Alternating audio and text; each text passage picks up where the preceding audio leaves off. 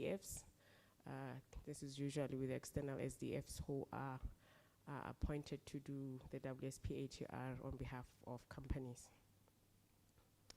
I'm not sure how many of you were listening to the SONA.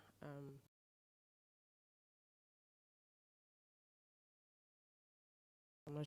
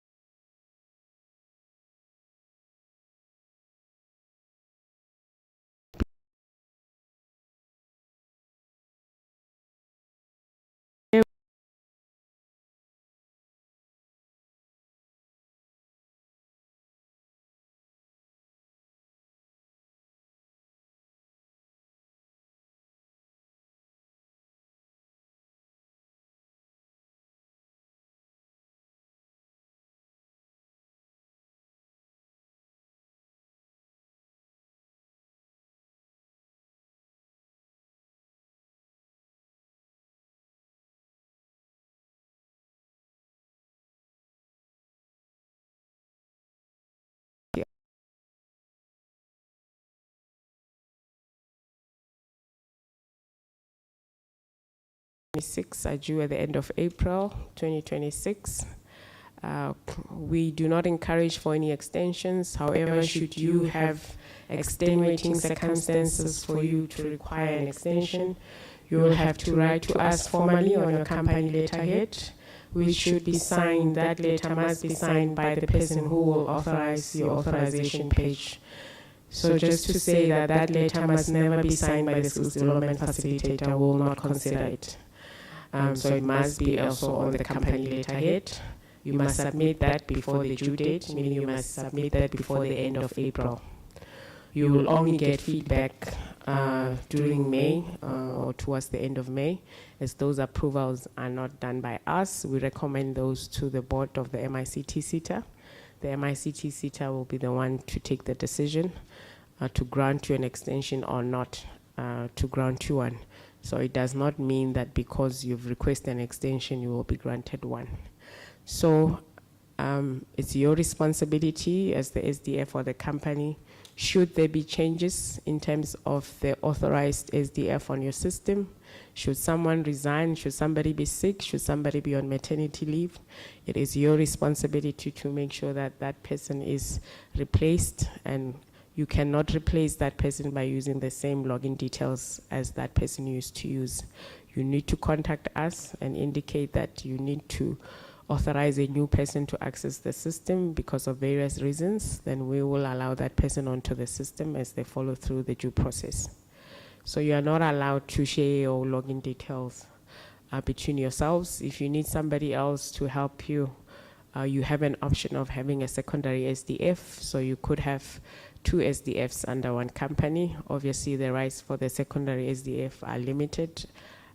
They have limited rights, meaning they cannot submit on the system. However, they're able to help you with the form.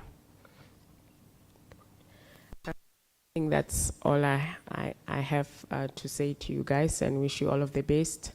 As we move through the agenda, the presenters will come up. Please give them an opportunity to complete their presentations, and we'll take questions at the end. And I wish you very well. Thank you very much.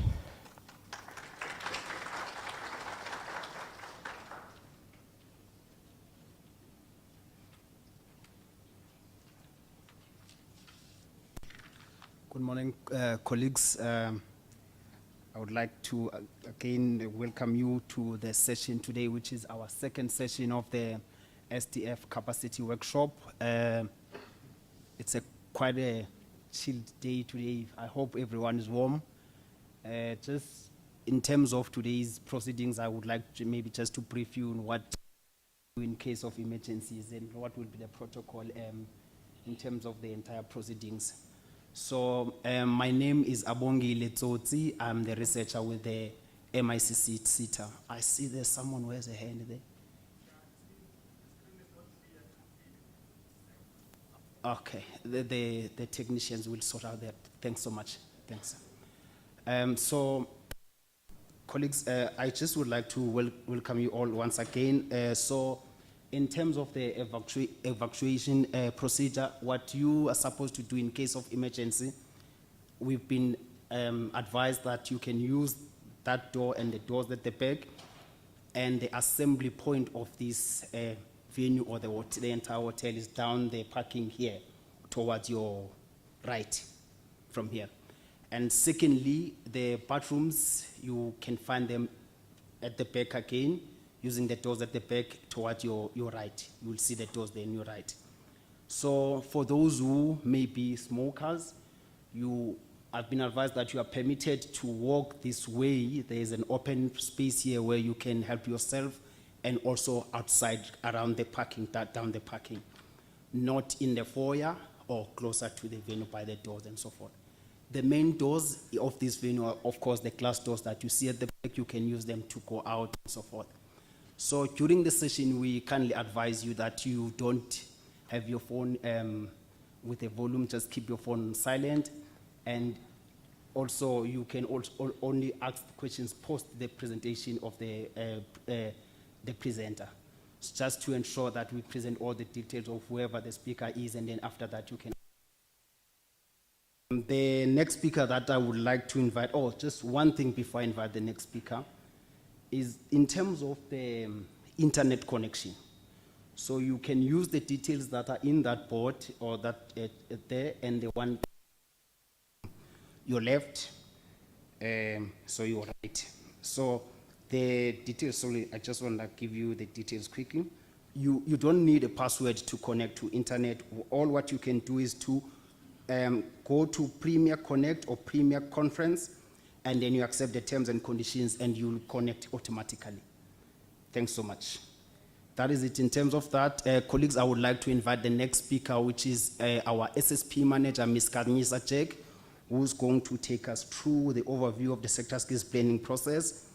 Thank you so much, Ms. Jack.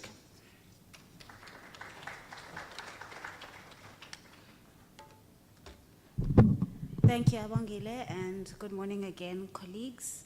As I mentioned earlier, my name is Kanyisa Jack. I am the Sector Skills Planning Manager at MICT SETA, and as our senior manager has mentioned, we are responsible for the processes that have to do with the WSP, so meaning the processing of WSPs and evaluating WSPs and subsequently approving them. We're also responsible for research, so labor market research. A lot of that information actually comes from the WSP submissions that we receive through this process.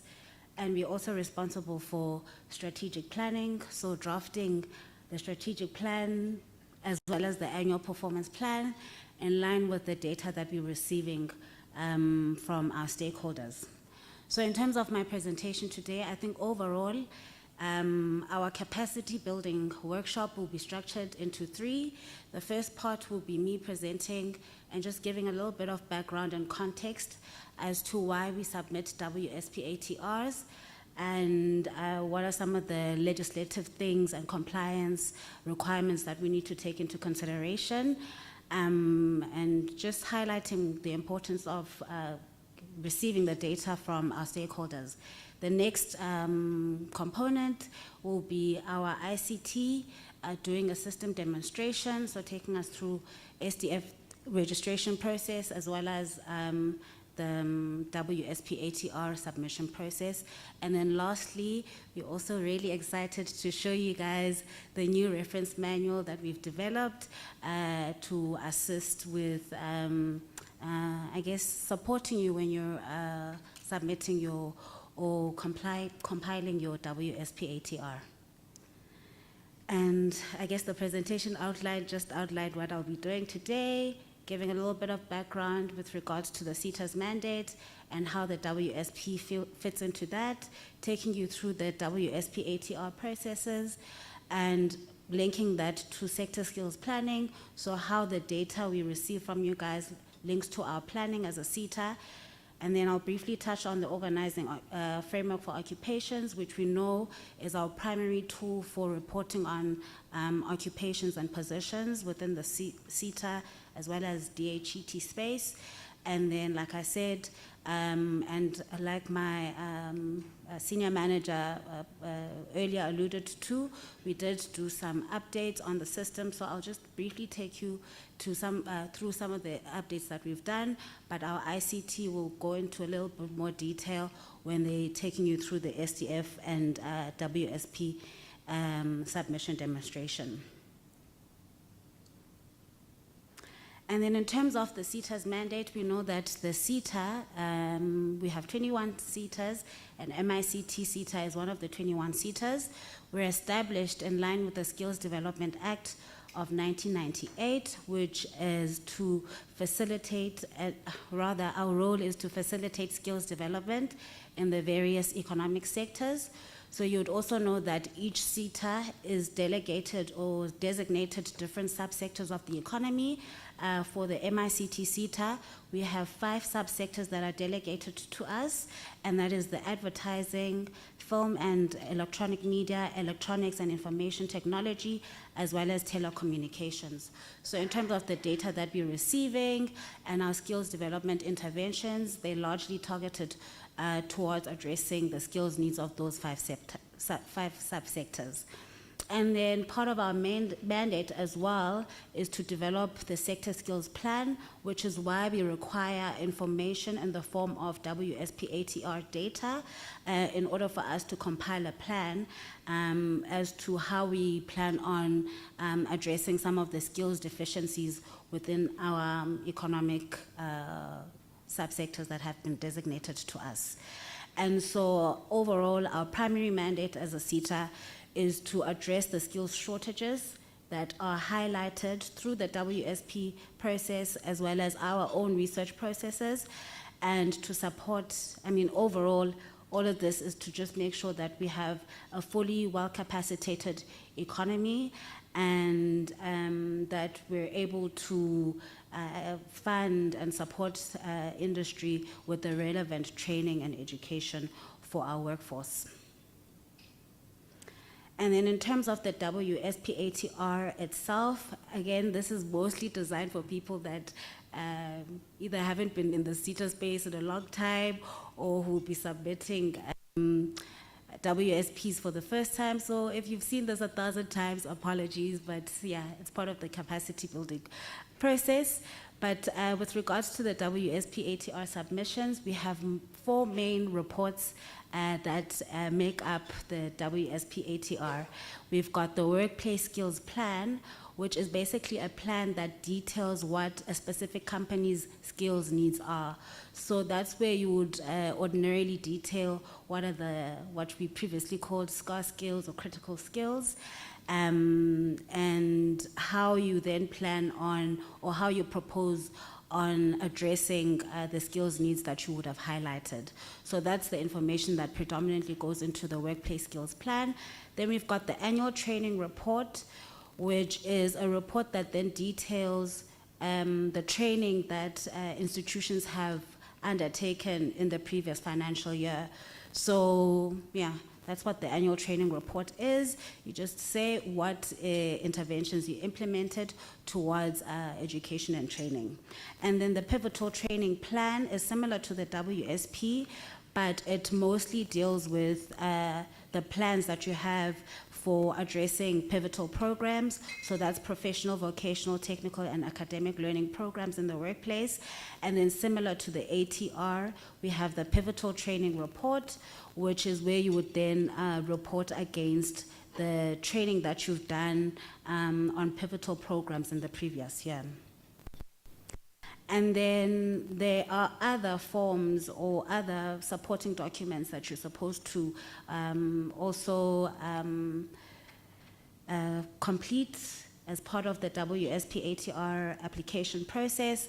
But I'm just going to highlight one of the key ones, or a couple of the key ones. And the first is the authorization form. So each WSP needs to be submitted with an authorization form, which basically states that whoever the authorizer of the WSP is, gives authorization for the SDF to submit the WSP ATR. So for small companies, we require that the authorizer and the SDF complete the authorization form. So small companies being companies with less than 50 employees. And then for large companies and medium companies, so 50 or more employees, we require that the authorization form be completed by training committee members. So that would be an employer representative, the employee representative, the authorizer, and if you have a trade union in place, the trade union member as well. And like I said, this is just to say that they give authorization for the information and the details that have been completed in the WSP, and they're endorsing the WSP that you would have submitted. And then for large companies and medium companies, we also expect that you would have training committee meetings that you would have in order for you to discuss what the training priorities are and what the trained education and training interventions are for that specific year. And so one of our requirements is that you would then upload those training minutes to prove that there was a discussion around what the plan is for training and education for the next financial year. And then lastly, in terms of the extension, I think Buntle briefly touched on this, or she touched on it extensively actually, to say that of April, please submit it before or on the 30th of April, and it's at the discretion of the SETA and the SETA's board as to whether or not we will then be granting you an extension. The senior manager also briefly touched on this to say that in terms of the submission rate, we have seen a positive increase in the number of WSPs that we're receiving every year. In the current financial year, which is 2025-2026, we received 2,017 WSPs, and you can see that out of the 2017, Gauteng accounts for 65% of the WSP submissions, which is 1,302.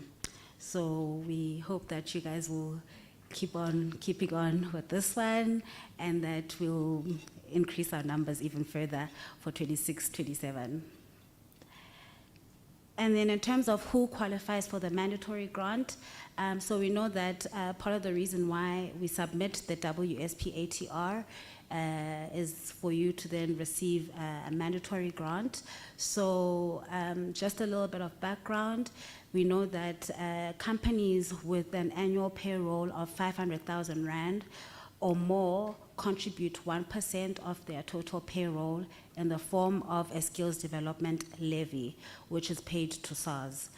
And so we are then able, companies who submit WSP ATRs are able to claim back 20% of the levies that they've contributed for them to then implement education and training interventions, which is in the form of the mandatory grant.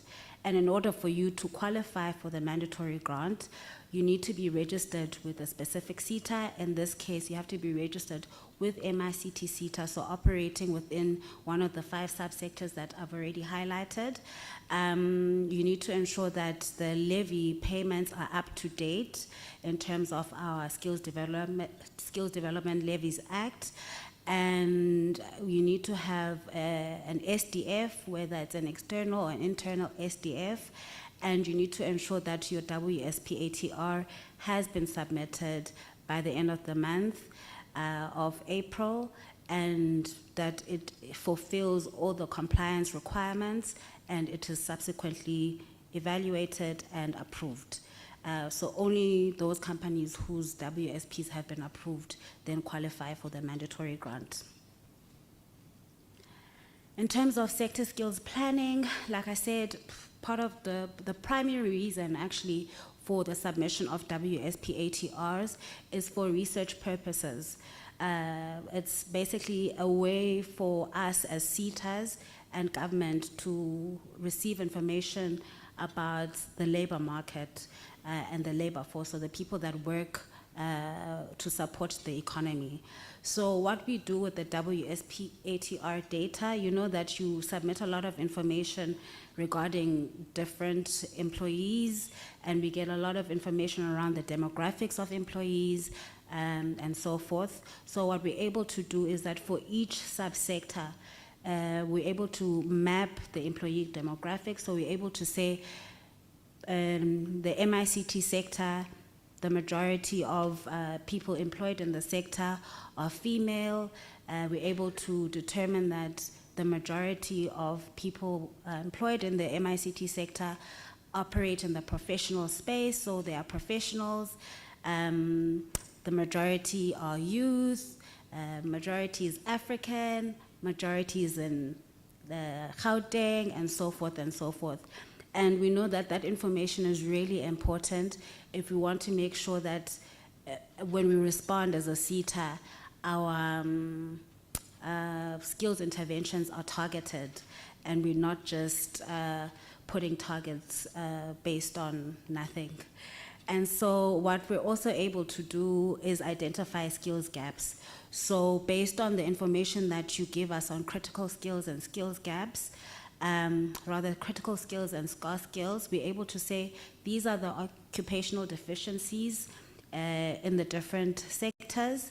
And so what priority interventions do we need to put in place? What partnerships should we be entering into as SETAs to make sure that we support the economy and our subsectors with the relevant training interventions to make up for those skills gaps? One of the other things that we've recently introduced in line with the revised DHET sector skills plan framework is to request information on emerging occupations. So over and above some of the trends analysis that we would do as part of our sector skills planning processes, we're also requesting information on what are some of the up and coming occupations that we should be preparing the labor force as well as new entrants for. So we're able to forecast the skills needs and plan proactively as a SETA based on the information that we receive from the WSP ATR data that you submit to us. Lastly, lastly, like I said, one of the really important things for us is that based on the information that we get from the WSP ATR data and research, we then able to make sure that when we're doing our strategic planning, it is evidence-based planning. So based on our strategic priorities that we would have identified through the analysis of our WSP and through the analysis of our sector as a whole, we're then able to say, these are the output indicators. So these are the key performance indicators that are going to tell us as a SETA that we're performing really well or we're performing towards addressing the skills deficiencies within our sector. So with the information that we receive through the WSP ATR process, we're able to then develop our strategic plan and say this is the long-term impact that we're seeking to make within the different subsectors. These are the short-term goals that we're seeking to address through some of our interventions and so forth. So the WSP ATR data, colleagues, is something that's really important for us. And the quality of data that we receive is really important because it informs the type of planning that we do. If we receive the wrong data, it means that we'll also be prioritizing the wrong interventions as a SETA. and maybe sometimes you'll find that maybe that's why certain occupations keep regurgitating or keep showing up over and over again. It's really informed by the data that we receive from you. And then I think I've alluded to our planning process, but once we've received the WSP-ATR data, one of the first things that we do with that data is obviously analyze it, and we analyze it for the purposes of our sector skills plan, which is a plan that literally just details every single thing you need to know about the SETA and the subsectors that we operate in. And like I said, all of this information, the majority of it is coming from the WSP-ATR data. We supplement that with desktop research, so we'll do literature reviews and see what other information we can receive from industry reports. And we also do field research. If you've been around the SETA for a while, you would know that we do a lot of in-depth interviews. We do, one of the other things that we have as part of our WSP is an embedded employer survey. And we also do focus groups where once we have a draft sector skills plan, we then validate the findings of whatever is coming through our focus group sessions before we then finalize the sector skills plan for submission to DHET. And then, like I said earlier on, one of the key instruments that we use for reporting on occupations and positions in the skills system is the Organizing Framework for Occupations. So the Organizing Framework for Occupations is a classification system that is primarily used in SA to categorize and classify occupations in the labor market. So we know that different industries, different organizations call the same job or the same position different things. So the OFO is basically designed to ensure that when we talk about particular occupations and positions in the labor market, we're all using the same language.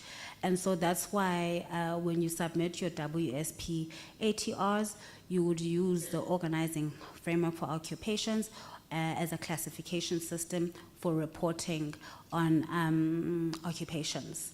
Like I said, this was developed to standardize the identification and organization of jobs within different industries. And it's an important tool for ensuring that the data that we compile for WSPs is correct, consistent, and up to date. We know that there's also 21 other SETAs, so it makes it just easier for us that we know when we're compiling and consolidating data across the SETAs, we're able to draw analysis and we're not speaking a different language from other SETAs and other industries and so forth. So yeah, the framework is updated and published every 2 years by DHET. We would know, I think Buntle also touched on this, that we're still using the 2021 version for the 26-27 submission.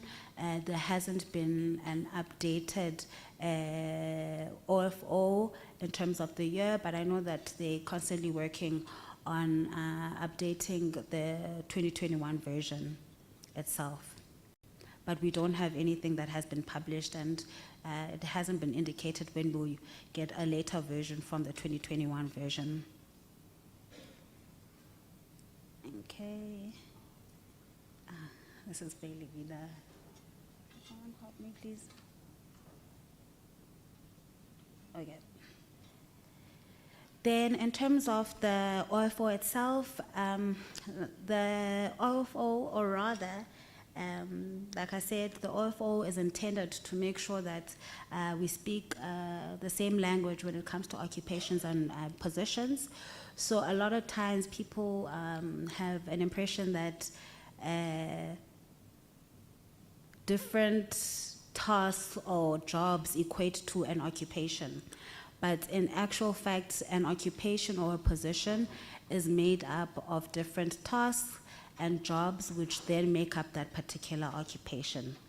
And so we then say that the occupation is a set of jobs and tasks and duties characterized by a degree of similarity. So one of the things that always confuses people when it One of the things that always confuses people when it comes to the OFO and occupations is that we expect to see the exact way that we name a particular position or occupation in our company. So for instance, in a different SETA, I was classified as a research manager. Here at MICT SETA, I'm classified as a sector skills planning manager. But if you were to look at my job duties and in terms of what I performed at the previous SETA, you would see that it's exactly the same occupation as the one that I have at MICT SETA. So the point I'm trying to make is that when you are going through the OFO and trying to understand the occupations that are detailed there, don't focus too much on the naming convention of the occupations itself.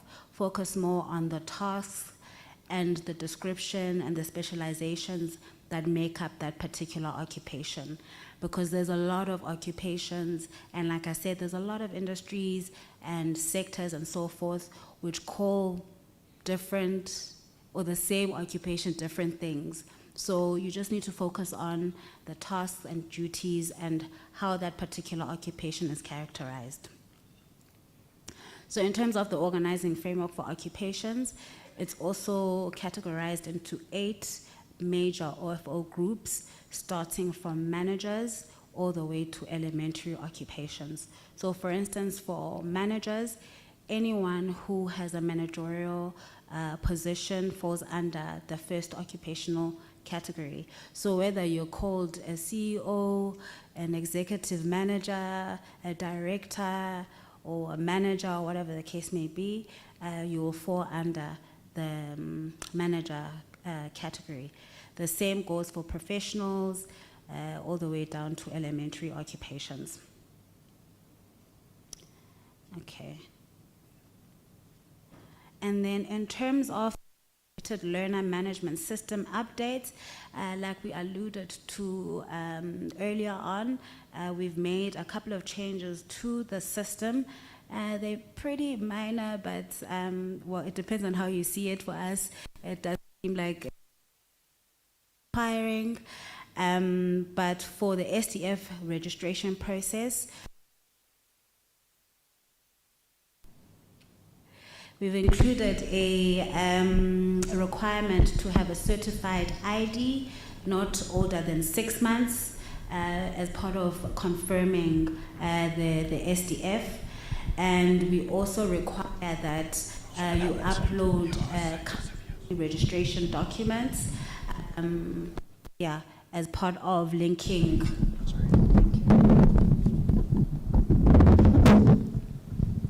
Thank you. So as part of linking the SDF to the company, we're also requesting CIPC documents. And part of the reason why we're actually requiring the CIPC documents is because it wasn't, sometimes we'd find that when we were evaluating the WSP ATR submissions, there were certain companies where the company details weren't pulling. And so we want to be able to verify that information on our side, because like we said, one of the requirements for you to apply for the mandatory grant is that you need to be a registered company. And so as part of our verification process, we need the CIPC documents or company details to make sure that we have the correct companies and so forth. The other 3 things that we've done, but this is on the WSP ATR submission itself, we've renamed is it scarce skills? We've renamed scarce skills to hard to fill vacancies. This is in line with the DHET SSP framework language, and we've also included a new definition and reasons for filling those positions. But ICT will go into a little bit more detail in terms of where those amendments were made on the system. We've also renamed critical skills to skills gaps. There's also a new definition, and so forth. And then Form 12, which is the organizational survey, we've included change drivers and amended a few tabs on the 4IR technologies and tried to include new definitions. I think overall, colleagues, this is just honestly to make sure that we are receptive to some of the changes that and requirements of the SSP framework, and it's also information that we've tried to make a little bit more user-friendly on the system. So in terms of the hard-to-fill vacancy, Form 3, like I said, it was previously called scarce skills, and now we're calling it hard-to-fill vacancy. And we define a hard-to-fill vacancy as a vacancy that an employer is unable to fill within 12 months or more in order to find a suitably qualified and experienced candidate. Now, we know that some companies, this is the official definition by DHET, we know that some companies, it's not really possible for you to stay with one vacant position for 12 months or over. So one of the things that we've done on our side is to expand the duration and expand the definition to say we'll also consider 3 to 6 months, 7 to 11 months, and then we'll consider a vacancy that has been open for 12 months as a long-term vacancy, just to make sure that we are receiving some information. Because I think if we were to just stick to the 12 months, not a lot of companies, like I said, would go 12 months or beyond without a particular position. So we've expanded the definition. And then one of the other things that we've done is that we are requesting reasons for that particular vacancy and included a drop down with different options. I think there should be another option for other if we haven't covered it here. So there's an option to say, is this a skills gap? Is it a lack of experience? High demand, demographic related? Is it because of the salary or work-life balance, or maybe the geographical location? And then you also have an option to add more than one hard-to-fill vacancy and indicate whether you have plans to recruit outside of the country, depending on how long that vacancy has been open for. And then under skills gaps, this is more or less similar. This was previously called critical skills, and now we're calling it skills gaps, which refers to skills deficiencies in employees or lack of specific competencies that prevent employees from undertaking job tasks successfully to required industry standards. So this commonly speaks to skills gaps that would be addressed through short programs. It's basically programs that are meant to upskill the existing workforce in order for them to be competitive and remain competitive for the economy. And then we also require that you then indicate those skills gaps, or at least 3 skills gaps, and indicate whether or not it's whatever interventions you are proposing for addressing the skills gaps is NQF aligned or not. And then for Form 12, like I said, we have included a question around change drivers. So we'll be requesting you to please identify what are the 3 major change drivers in your organization. So a change driver is what are the factors changing a sector or causing it to develop in a certain way, and these factors may affect skills demand or supply. So we'd like you to give us some information on what are some of the things that are making your sector change a certain way or impacting your sector, and what are some of the what are the implications for each of the driver when it comes to skills development. So for instance, if I identify cybersecurity as a change driver for us, what would be some of the skills implications for your sector? What are some of the skills interventions that you need to put in place for us to address that change driver? Then we've also made some upgrades on the question around 4IR technologies. And like I said earlier, we've also included a question around emerging occupations. So we'd like you to also identify what are some of the new and emerging occupations. And you may find that the emerging occupations may also be related to the change drivers. So if we know that there's certain things that are happening perhaps internationally that will eventually affect us locally, what are some of the occupations that we should be looking at investing in? What are some of the programs that we should be looking into investing in? And you are also encouraged to capture current green skills, green and digital skills in line with the just energy transition priority. I think this is the end of my presentation. I'm going to hand over to the senior manager. Or is it tea time? It's tea time. Should we? Yeah, I think we can take questions now, and then afterwards we will have tea. Thank you, colleagues.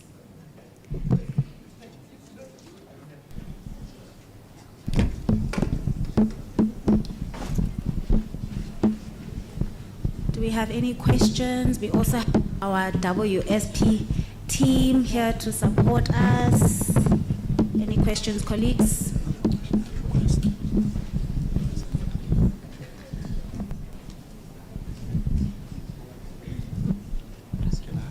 Yes, sir. Hi, sorry. It's not a question. I just wanted to know if we could have maybe copies of your presentation. It was quite a lot to scribble. So, yeah, and it was quite informative. Thank you. Okay, noted. Thank you, sir. We'll distribute the presentation after today's session. Thank you. Hello. Let's go the first slide, right? You've mentioned that the WSP and the PTP is something similar. Am I correct to say they are similar or the same? You can answer them there. Good morning. So you said the WSP and the PTP? Yes, are the same or something similar? It's not the same. So the WSP is only for short courses and graduate internships. It's not pivotal interventions. And the PTP, it's all your pivotal interventions, your learnerships, your bursaries, your skills programs. They will fall under PTP. So this is short term, this is long? Yeah, this is just short term and internship and your short programs. Okay. They are not NQF aligned. Okay. Oh, not NQF aligned, and this is NQF aligned, yes. And when I then populate the NQF aligned under PTR is the trainings that are completed. Yes. Okay, thank you, Alain. Thank you. Ben, can you just repeat the last part of her question so that everyone is... Okay, she wanted to know if she reports back on what was completed last year. Yeah. So the WSP will go under ATR, and then the PTP will go under PTR. So my understanding is WSP, it is internships and the trainings that are not NQF aligned. And when I now report back, I will then utilize the ATR. And then the PTP are the any trainings that is NQF aligned. And I will do the same when I now report to the PTR. Yes. Thank you. Thank you. Thank you. Shulani speaking. Thank you for the presentation. I can honestly say it's always a pleasure coming to your SETA's presentation. You've got good speakers, so thank you for that. Comment and question, curiosity, your alignment of the hard to fill vacancies with DHET definition. Am I correct in saying that you're relying with DHET? Is it because people are abusing critical and scarce skills list to justify why they bring in foreign labor in the ICT industry? Because I think often that scarce and critical skills list is abused, and I was wondering if you're relying on it specifically to review your scarce and critical skills just from overall in the country in terms of how they're going to, what they're going to allow and what they're not going to allow, because I've often seen that list. People will put up things, but then it's not really a scarcity in our country. It is, especially when you're working with multinationals, it is sometimes just an excuse not to use local labor. So comment and curiosity. Okay, thank you. I'll ask Mundla to also assist with this. But in terms of the definition, I think there's also always been a confusion around the difference between what is a critical skill and what is a scarce skill.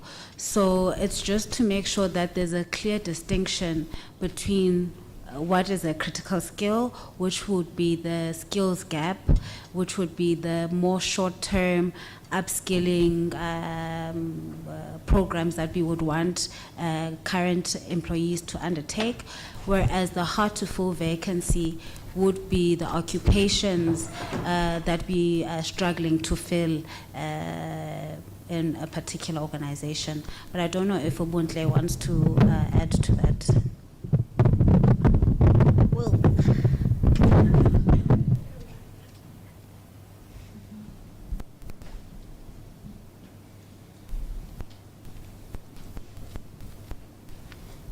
Okay, let me just add on to what Kanyisa said.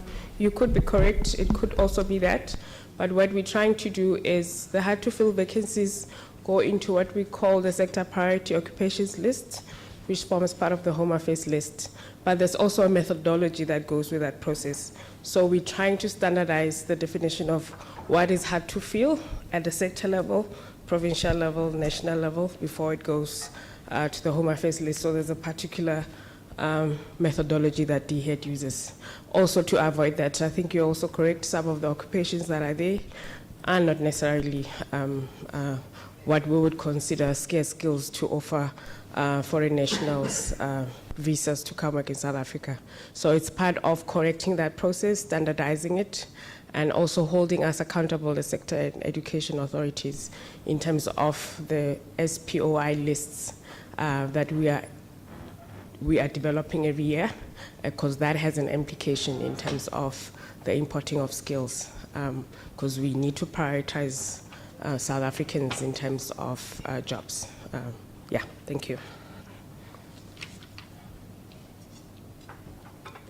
Do we have any more questions? Thank you, Bundle.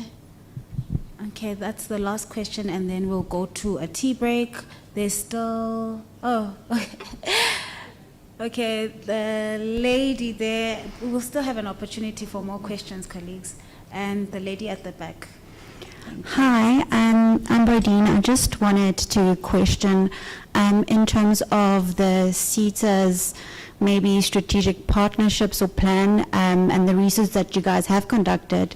On the previous sector skills plan, there has been a decline in terms of female representation.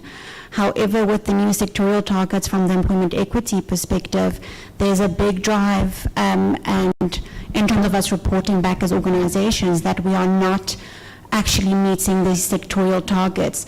So what is the SETA doing to actually, and initiatives or partnerships are being put in place to actually assist and support organizations to ensure that we basically place more females in this role and actually meet our sectorial targets from an employment equity perspective? Okay, thank you. I think one of the things that's really important for us that we always stress as we're developing our strategic plans is, I guess, the deficiency or the lack of female representation, as you've alluded to. So one of the things that we do is, as a SETA, is that we have transformation targets. as part of our learning interventions, particularly for skills programs, learnerships, bursaries, internships, and a couple of other interventions. We do have transformation targets that are aligned to the overall broader national targets, where we want to prioritize when we're recruiting learners for different learning interventions. We say that we want to prioritize women, people with disabilities, not children, the youth, and we also take into consideration the rural or spatial transformation targets. So it's something that we really are taking into consideration and we plan for and prioritize as a SETA. One of the, just adding to it, one of the big things I've found in terms of some of my clients in the MICT sector is obviously the transformation targets are great, but in terms of your role as the SETA, are you guys going out engaging with people or exposing them to the SETA and different opportunities, and what does that plan look? I haven't seen much of that from the SETA side that will help support organizations, because obviously we're looking, there is hard to fill vacancies. Now obviously in terms of us recruiting, we are going to focus on designated groups, but it's hard to fill because we have to fill equity candidates as well. So is there any support from the SETA side in terms of that, and what is more or less a plan? I don't know if it's an appropriate question here, but something that I'd love to get some feedback on. Okay, who wants to answer? Sorry, I can't get this out.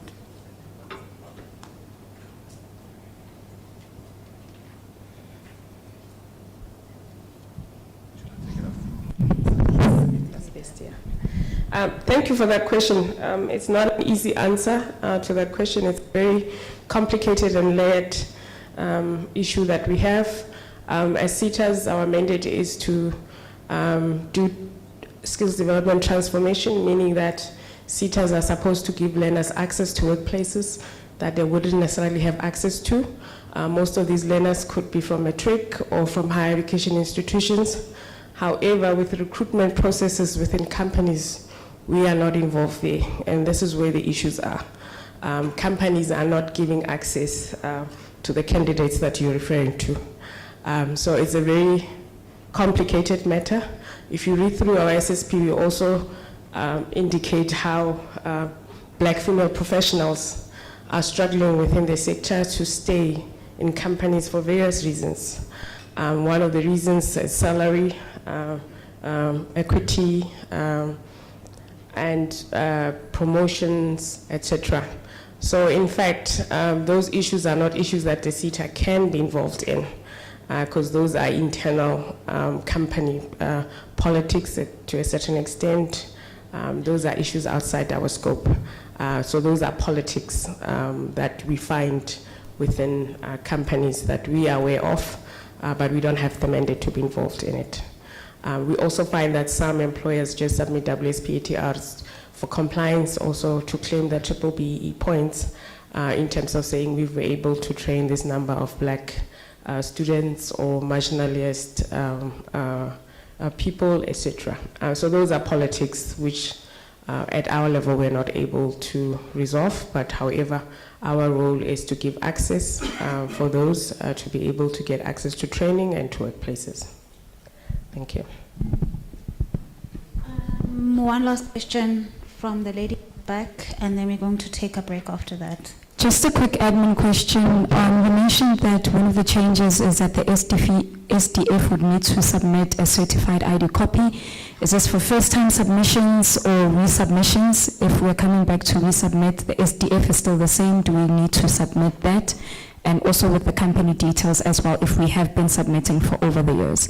That's my first one. My second one is that if we have transferred SETAs, and initially it's been over a year that they said that our SDL is not appearing on the system and gave us a temporary SDL number, how long should we be using that temporary SDL number for if it's been over a year of a transfer? Thank you. Okay, my name is Karabo. So for the first question, each and every SDF you need to confirm your details. You upload your ID copy and also the CIPC certificate. And then with regards to the second question, you were asking about interstate transfer for the T number. You'll have to send us an EMPSA document so that we can check if the levies are currently being paid to MICT. Then we'll add the SDL number on the system. Thank you.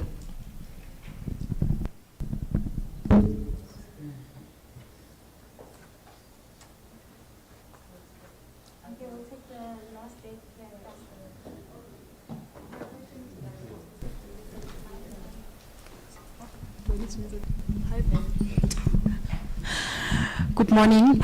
So my question is directed to you, Bontle. So you've mentioned the compliance purpose of the training and so forth and so on.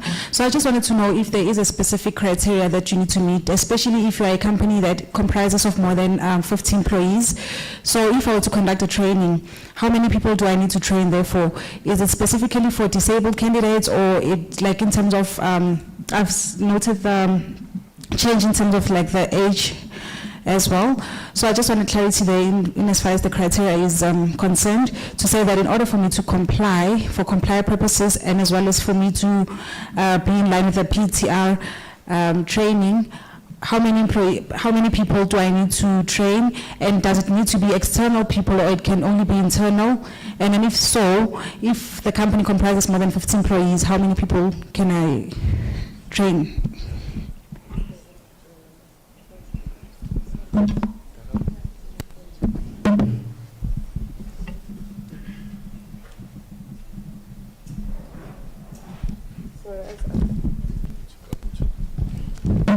But there is no limit to the number of people you can train.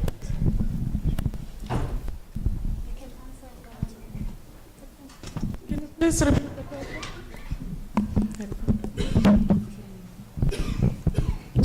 She was asking if there is a limit to the number of people that you can train, if the people that you train, should these be internal or external, or could it be both? We don't have a number. You can train as much as you have. You don't have a specific number. Good morning, everyone. My name is Tia Maluka, and to add on that, remember, when it comes to training intervention, it starts from your needs analysis within that particular company. It's not one blanket or one size fits all. So you have to work together with your HR team and analyze the training needs within that particular company. And then hence when you're reporting or planning for your skills needs, that's how you structure your reporting. So yes, there is no particular number or type of people or category that you need to train. It's dependent on companies' needs and their analysis. Thank you.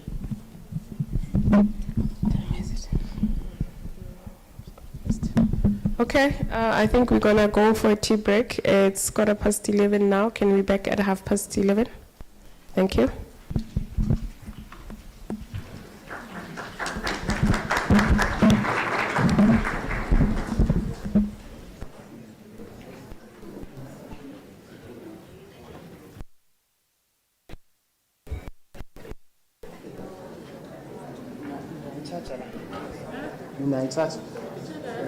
Charging port.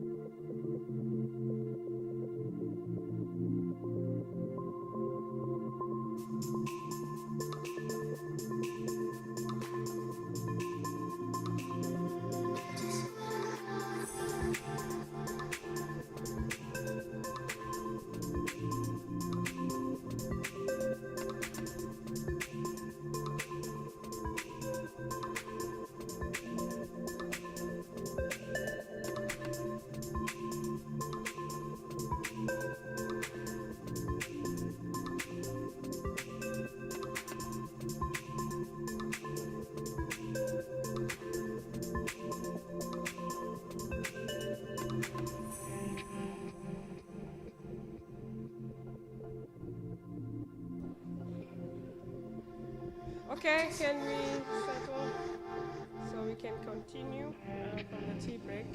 Before we move to the next segment, there's something that I forgot to do when we started. I just want to do it now because I realized most of you have some questions.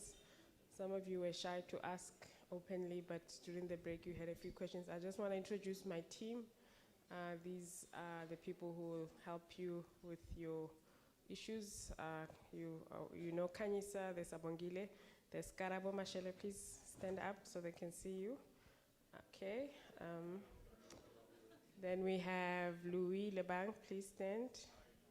We have Tia Maluka, please stand. And we have Ben, he was moving, yes. So that is the team that is here. They are very technical. They will help you with the WSPTR form that any questions that you might have. So they are in this room. If you have an outstanding query that you're not sure if it's resolved or not, or you need assistance, they're here. They will be able to assist you. So I will. Yeah? Okay, all right, thank you. So Tim will introduce himself, but he just told me that our system is supported by our own ICT team. We have about 10 interns that are working with our ICT team. Their teams are also here. So if you have technical questions around your WSPATR form or anything that is outstanding, the ICT team is also in full force here today to assist you. So I will hand over to Tim and Nuku from the ICT team to take you through the ILMS changes on the system. Over to you, Tim.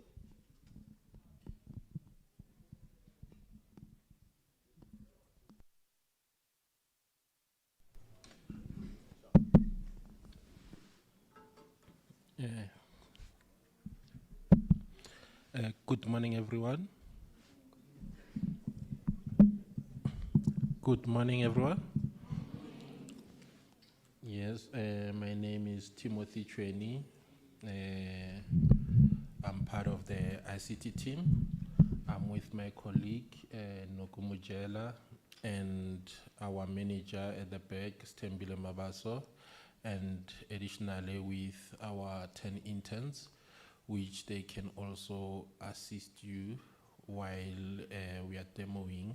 If you get stuck, if you go for each and every step that I'm doing and then you follow, then if you get stuck, you can raise your hand so that they can assist quietly. So I'm going to demo to you the learner management, and I'll only demo the mandatory grant, but I will also talk about the roles in the systems, but I won't concentrate on other modules, but will only concentrate on mandatory grant, application, SDF registration, and approval. Thank you, colleagues. To access our system, you need to go to the MICT SETA website, where you will find the stakeholder login at the top corner, where you will be able to see the link to log into the LMS.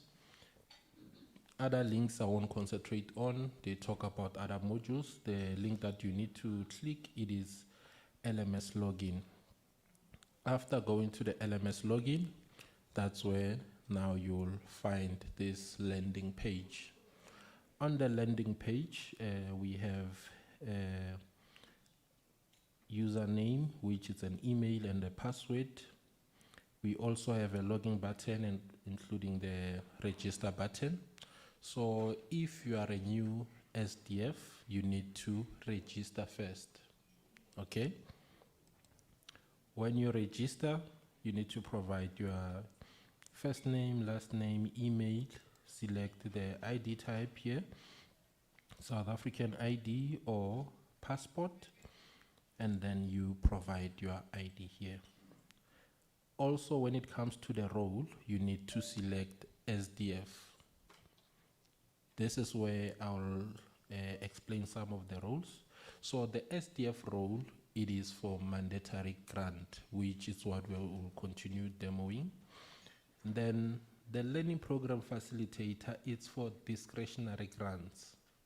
So please make sure, don't register as learning program facilitator and want to see things that are happening on the mandatory side. So you need to make sure that you register as SDF. For SDF, it is mandatory grant. For learning program facilitator, it is for discretionary grants. Then we move to ETQA assessor. That's where you want to become an assessor or a moderator. That's where you will register. Also for subject matter expert, it's for the ETQA. Okay. Then you will select your SDF. You create your password. You retype the same password. You agree to the MICT SETA policy. And then you also confirm that you are not a robot. Then you click register. So if currently you have a role, whether you are an assessor, training provider, please use the same email to register on the system. The system will check your information and find that, okay, Timothy's email has an account in the system. Then the system will add an additional role. So meaning that you don't need to use multiple emails for multiple roles. Use one email for every role. Okay? Once you have done that, now I will log in.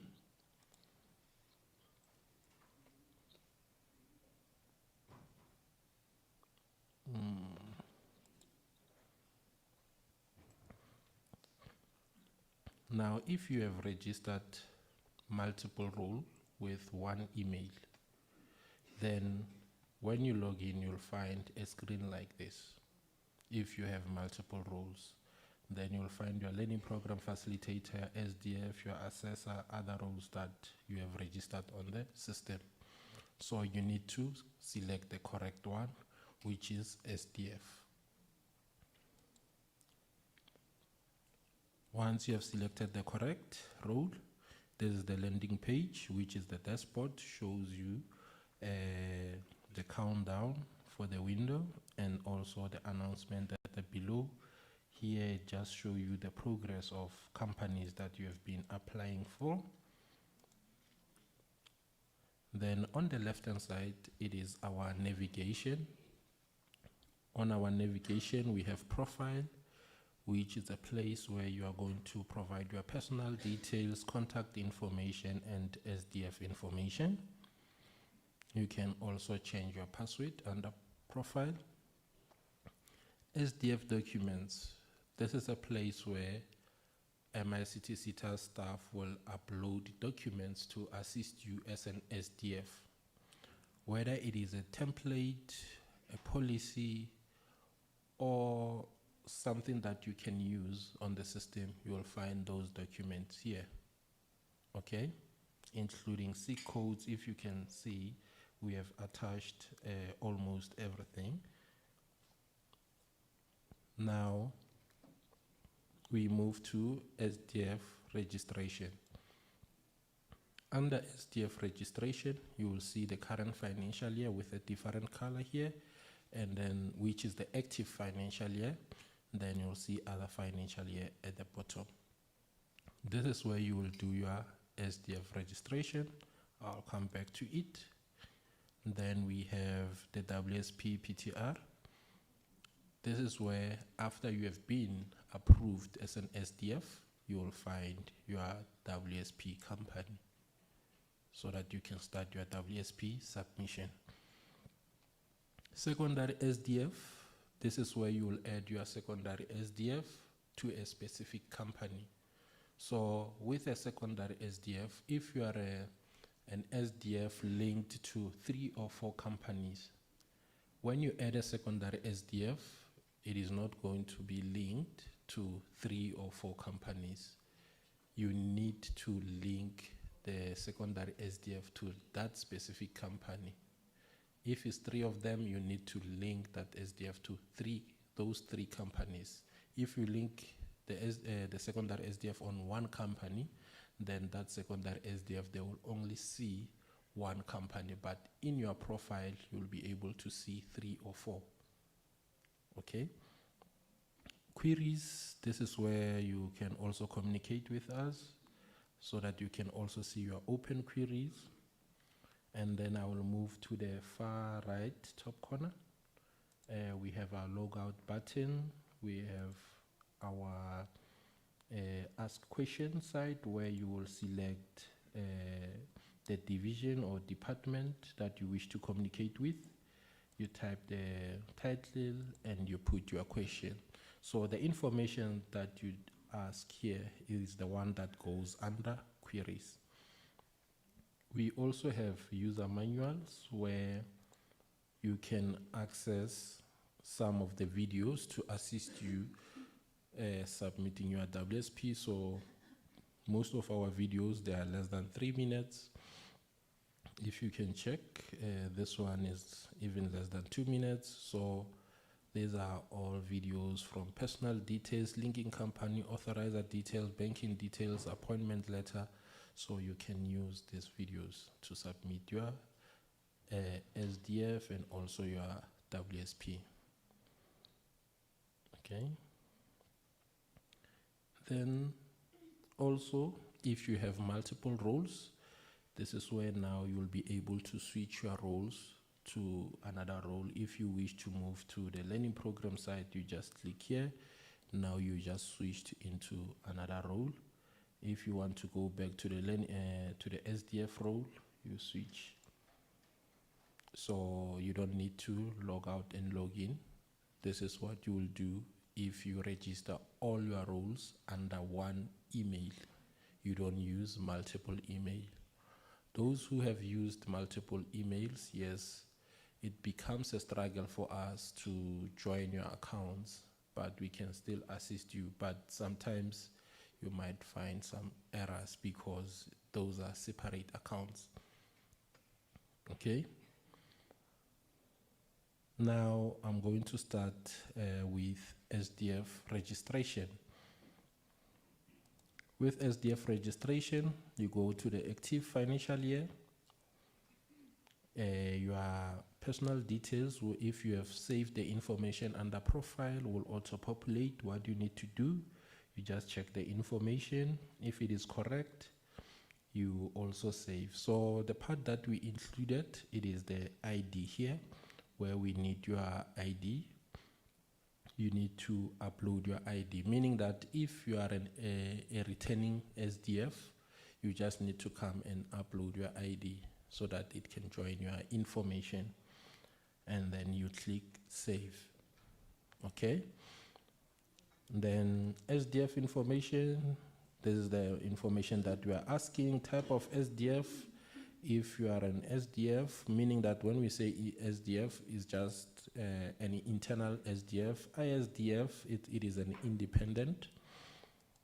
Then you also provide your employer name, and also you answer these questions that follows. Have you attended an SDF training program delivered by an accredited training provider? Yes or no? How far? For how many years? Have you been in SDF? You will indicate. Have you submitted a WSP to MICT SETA before? You will also indicate, and you click save.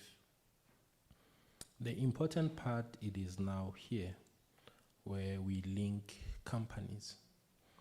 So the upper table will contain a company that you will, the list of companies that you've been linked with in the previous year, meaning that you will need to just click a confirm button. So because I'm using a new profile, I'm not having any company that I was linked with in the previous financial year. But for you, you will find the list of companies for the previous financial year here. What you need to do, you need to just click confirm under action button if you are still working with those companies. Then if you are now linking yourself to a new company, now you have a button here that says link a new company. You will click this button and you provide your SDL number. If I have one dummy SDL number, let me just check. Okay. And you click search. Once you searched your company, that's where now you'll find your company. Then you also attach your CIPC document, which it is a new document that we have added. Then you confirm by clicking here. Okay. So currently I have one company that I previously linked, which is this one. So colleagues, also if you can check here, these are some of the companies that I've linked myself with. If your company came to the final stage, the status will change to approved. This one, it is on returned, meaning that there is an outstanding information that the administrators are looking for. Then the one that I'm currently working on, it is this one here. So after linking a company, uploading the CIPC, now you can click edit. Once you click edit, now the company information gets populated at the below. You start with the submission details where you need to also answer these questions. You will start by selecting your industry, where you will indicate your company industry. After indicating your company industry, then you can move to the next drop down, which says, are you a consultant or acting for the employer? And then you need to indicate yes or no. And then also you indicate the method of appointment, whether appointed by employer, nominated by employer, self-appointed. And also you need to select your SDF function from the list. Okay. After you have done that, you click save. Then you will move to number 2, which is this part. Here is the authorizer information. You need to provide the authorizer information by filling in the information here. Name, last name, gender, telephone, fax, if it is not a required field under fax, cell phone, email address, designation of the authorizer, and also the ID or passport. Then you save. Once you save the information, automatically the system sends an email to your authorizer so that they can prepare the authorization letter. Okay?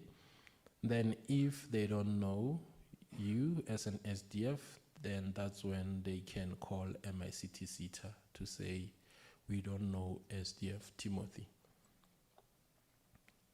And then we move to the banking details. Under banking details, you will provide your bank. If you don't find your bank on the list, you can contact us at the MICT SETA support so that we are able to add your bank on the list. The bank holder, bank type, savings, check, or business account, and also you provide the account number. You also attach your bank letter. You click save. Okay. Then after banking details, we go to subsidiary companies. Under subsidiary companies, you will also use a search function where you will search for your company. Then once you find it, you also indicate number of employees. If it's 20, then you add the subsidiary company. Okay. Then if you are a parent company, so not a subsidiary company to add another subsidiary company, a parent company can add the information. Then we move to the secondary SDF. Under secondary SDF, you can also add multiple secondary SDF. You provide their names, email, cell phone. So the email that you are providing here, it is the email that is going to be used as a login username. Then their cell phone ID type and also their ID number. You also attach their secondary SDF ID. Then you save the information of a secondary SDF. It will be populated like this. Then if you wish to remove the secondary SDF, you can just click delete from here. From the secondary SDF, we go to the submission. So under submission, you now need to download the letter of appointment, which it is a template that we provided.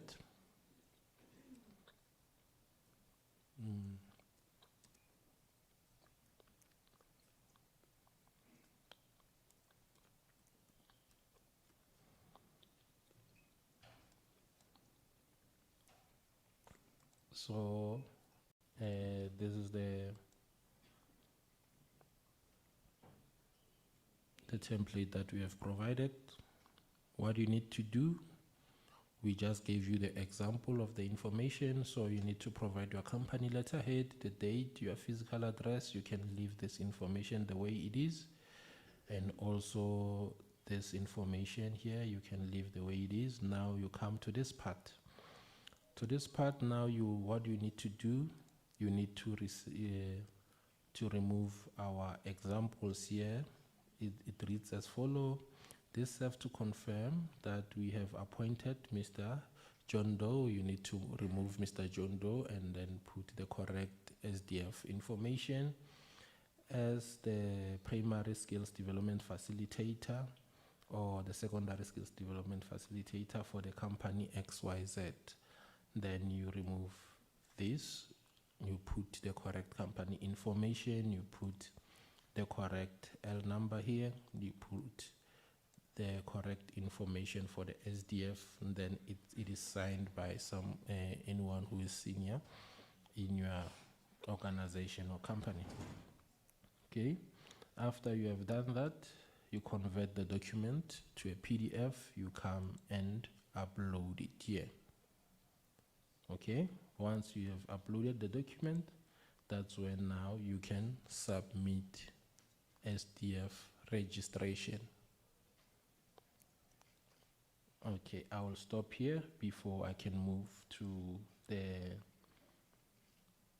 WSP and take questions.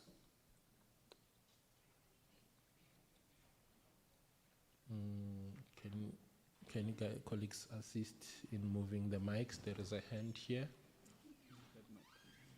Yeah, I don't see it. I see.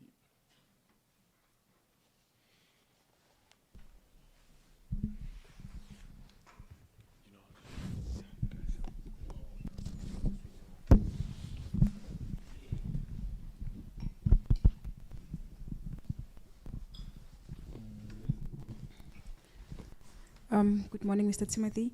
So my question basically is regarding the having to attach like the documents. So currently on my side, I have attached the submission details authorizer, but when it comes to the banking details, I have uploaded. However, it's still showing a cross, like the purple cross, as if I have never uploaded it. So I'm not too sure how best can I proceed with this. And then if the subsidiary company and the secondary SDF is not applicable to me, do I just leave it as is? Yes, if the secondary subsidiary and the secondary is not there, you can leave it as it is. They can assist you so that you are able to submit the WSP. Any other questions, colleagues? Whether technical?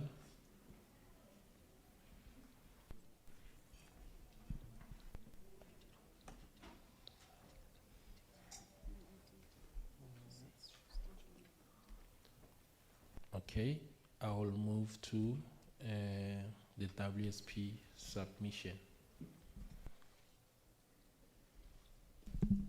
So I won't go through the internal processes of approving the application.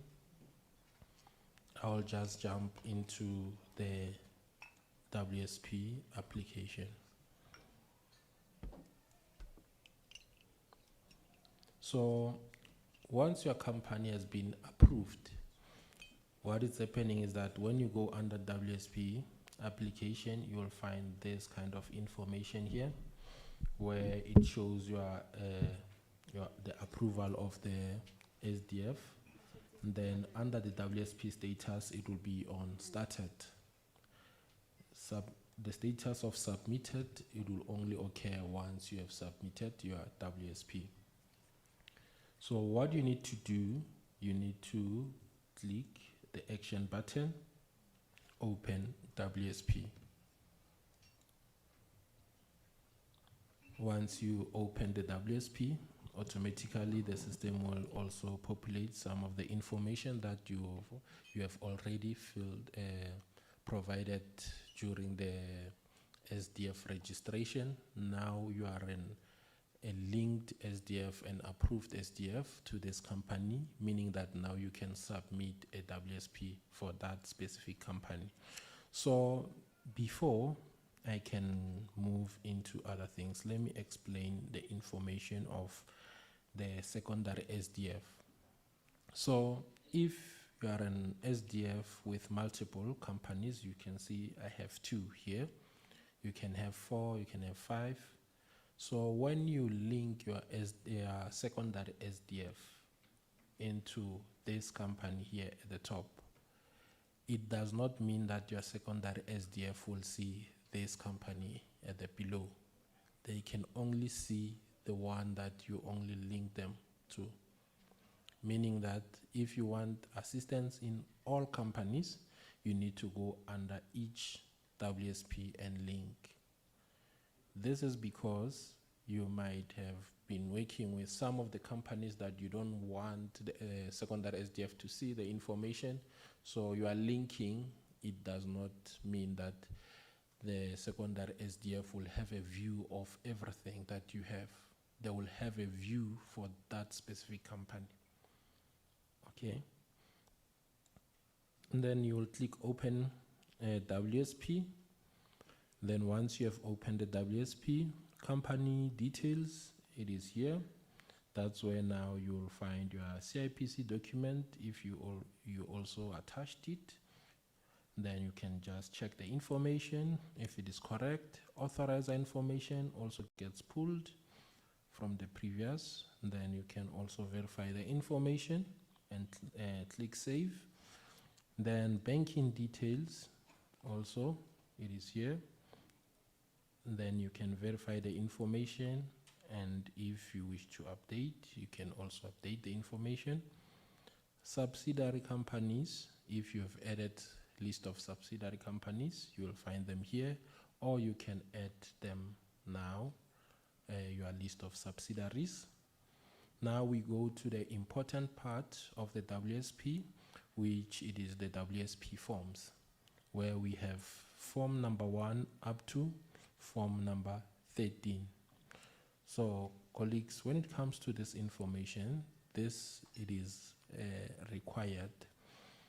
It's only few forms that are not required for first-time applicant, which starts from form number 8, 9, and 10, and 11. Yeah, last is form number 11, because it is a variance report. If you are a first-time applicant, you don't have any variance. We cannot compare any information from the previous financial year. So we start on form number 1, which is the employment profile. Under employment profile, this is where you need to add your employment profile information. This is my previous dummy information, which I can also delete. So we have 2 ways to add information into our forms. You can add information straight on the system, or you can add information using a bulk upload template. I'll start by adding the information using the system. Okay, So firstly, you need to click add. Then you need to provide this information, the OFO code, major and sub-major. Then you need to indicate the sub-major. You need to indicate the occupation. After that, you need to indicate your municipality.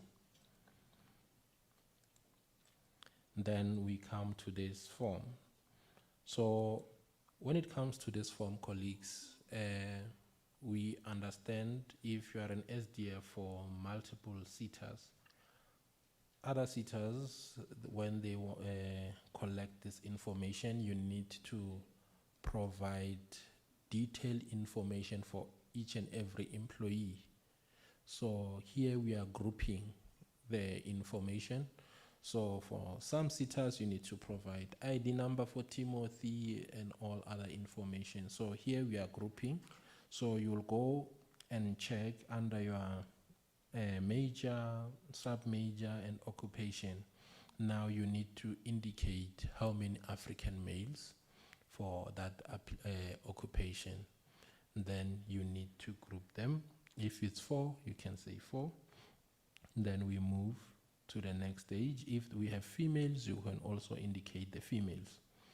We move to other race, where you will also indicate here.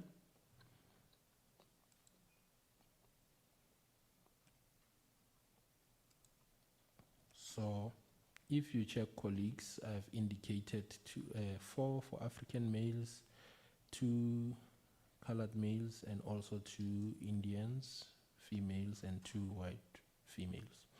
So colleagues, the total number of these employees, it is 10. No? While it is 10, you now need to indicate disability if there are disabled people.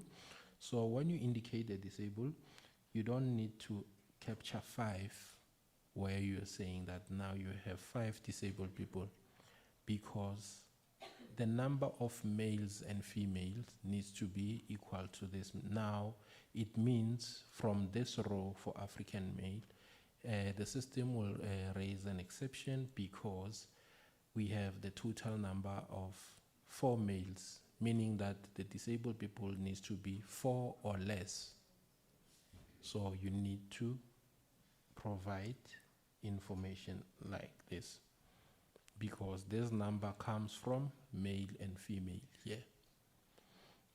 Then also with this one, you cannot say you have 3, you need to have 2 or less. Okay?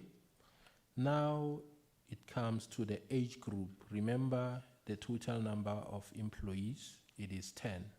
It is 4, 2, 2, 2 here, meaning that 6 plus 4 is equals to 10. Now, when you put your age group, you put your age group accordingly, so that at the end, when you plus these numbers, it gives you 10. So you can put it like this. For example, you can say 4, 3, 3. If you start to say 4, 3, 4, then it is equals to 11. It is no longer 10. Or if you can even, it can be even less, the system will raise an exception because it's not equals to the total number here at the top. So your age group needs to be like this. So what you are doing here, it is the same that same thing that you'll do on your template. Then also when it comes to skills, you need to indicate the skills like that. You can whether decide to say in terms of skills, here you have 6, then you have 2 here and 2 here. Then you save the information. Now the information, it is saved. The system indicates that you have 10 employees. Okay? Now we'll move to the template. You download your template, save it, Then after saving your template, let me just go to the one that I've downloaded.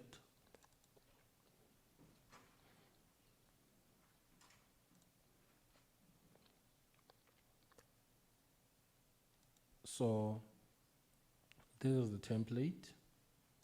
So again, when it comes to the template, please don't copy and paste information from your personal Excel document into this Excel document. Because once you start copying and pasting information, then you will break the formulas of these Excel documents. You will try and upload it and the system will reject that Excel document. Okay? So what you need to do, you need to provide the information here. You don't type the information, you select the drop downs. Okay? You will select this information. So let me fill in the second row. Professional, sub-major, and then technician, and then occupation. Also, I can select the occupation. Then automatically the system, the spreadsheet gives you the O4 codes. Then you also indicate your municipality. You are able to search. After you've selected like this, you can start typing so that you can quickly find your municipality. Now you need to indicate the males and females for each and every race. So I can say I have 2 females here, African females. Now I move to the colored. I have 2 colored males. I move to the Indians, which is here. I have 2. As I'm capturing this information, you can see that automatically it is calculating the total number of males and females. Okay? Then I move to the whites. I have 2 white males here. So as you check, colleagues, I just left some of the fields empty. You can put 0 for you to be so that they can be visible, or you can leave them like this. So if you check here, the total number, I have 6 males and 2 females, meaning that I have 8, not counting the first row because was already there. Then now when it comes to the age group, you need to also indicate the age group the same way I've showed you on the system. So if you have 8 employees on this row, so what you need, how you need to indicate the age group, it can be 5 and 1 and 2, which is equals to 8 employees. And then when it comes to skills, you can do the same thing, 5, 2, 1. But I'm not going to add 1, I'm going to add 4, which it is a mistake, or leave it empty. Then I save my document. So now I need to upload my template. Currently, before I upload my template, I have one outcome error, which is for my test. So it was complaining about row number 4. We will leave this out, and then we want to check the current error. So you will bulk upload your template. So you can convert it into a CSV. You can watch the video and convert it into a CSV. If you don't want to convert it into a CSV, you can upload it the way it is.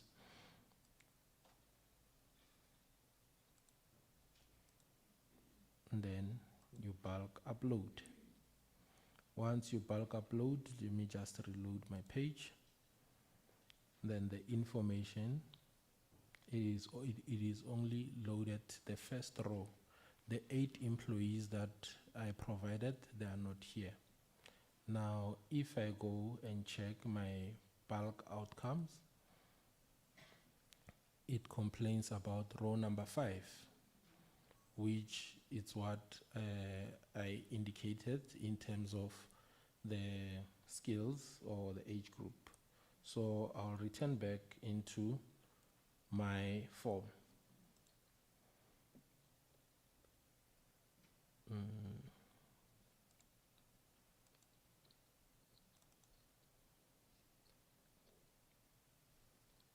So because I left the space empty, it says row number 5.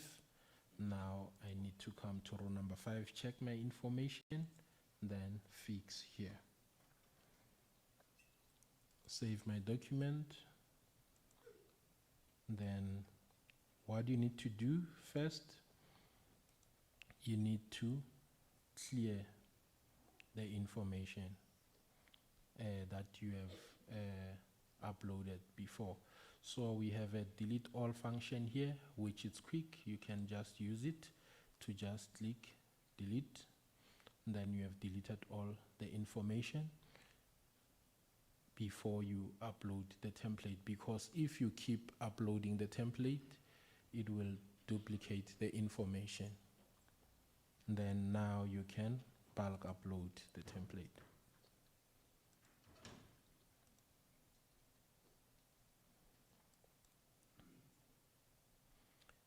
Now I've bulk uploaded the information. Now it is here. I have 9 employees.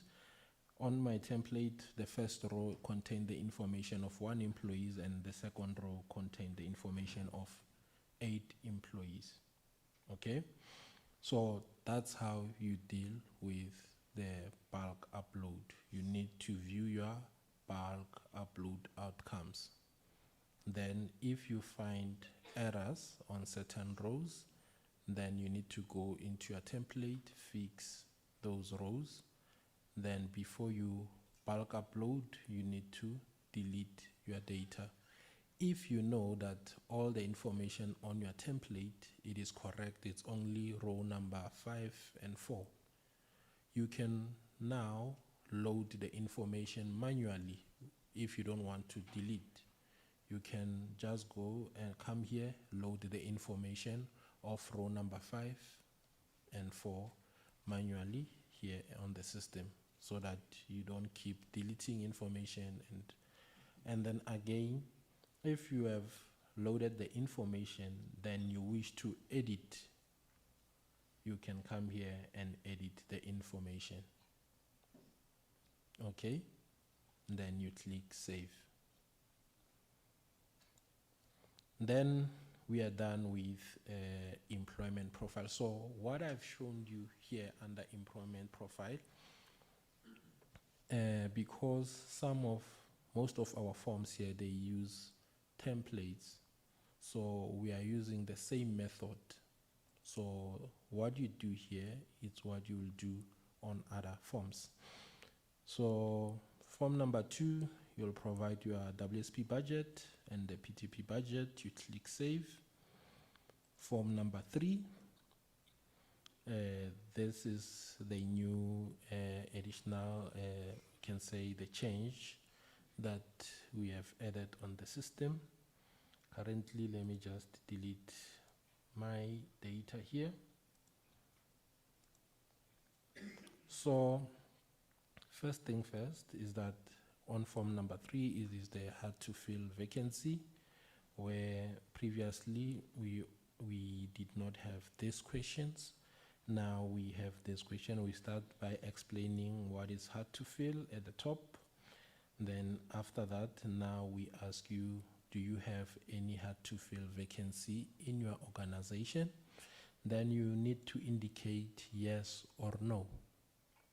Then when you say yes, we also ask how many. You can say 2 or more. Okay? Then you click save. Once you click save, that's when now you can start adding the hard to fill. But if you say no, you click save, then it means you can pass this form without adding any information. But once you say yes, we ask how many you need to indicate. 2, then you click save, then the button to add hard to fill vacancy appears. Then you need to start adding your hard to fill. So you will also add your OFO codes, major and sub-major, including occupation and specialization. Then also we have new questions on this form.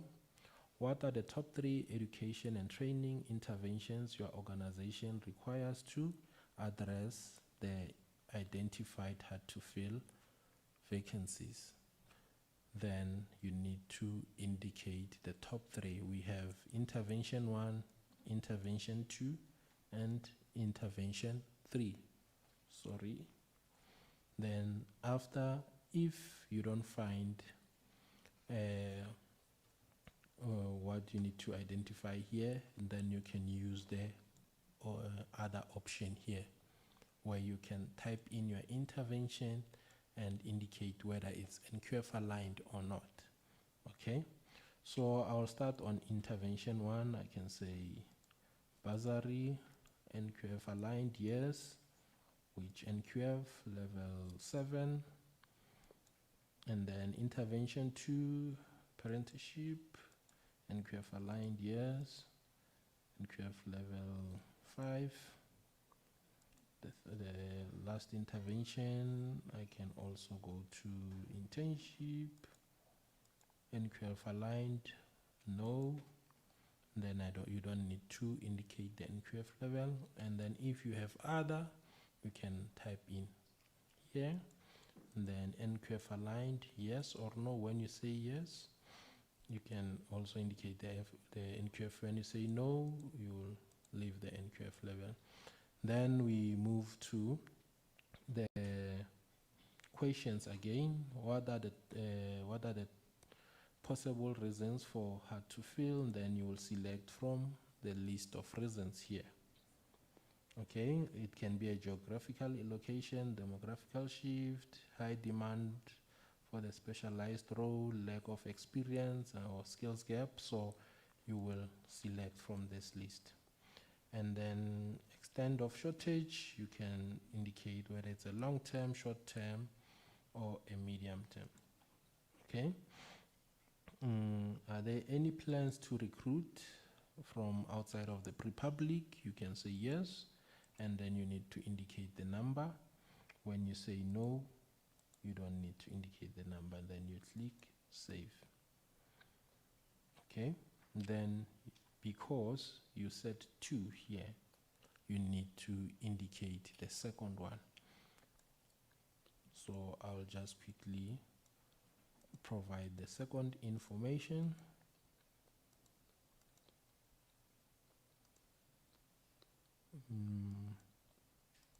NQF aligned, no.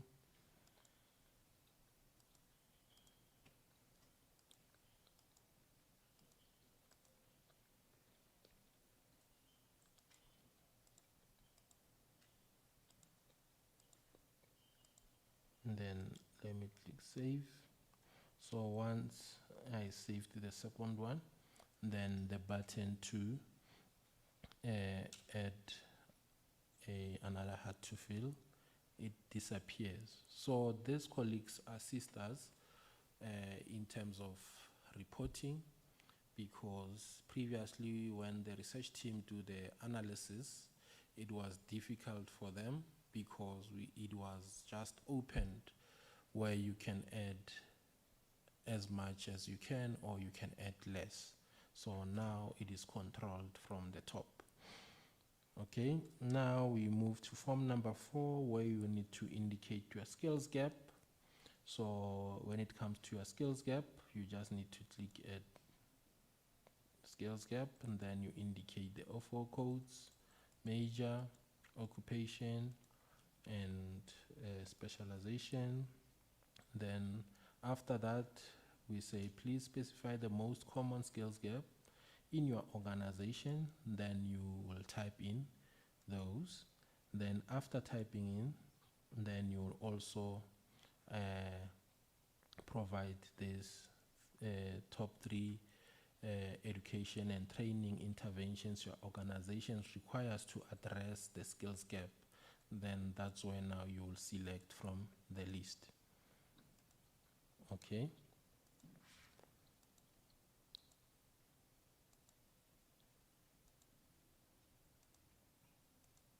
NQF aligned, yes.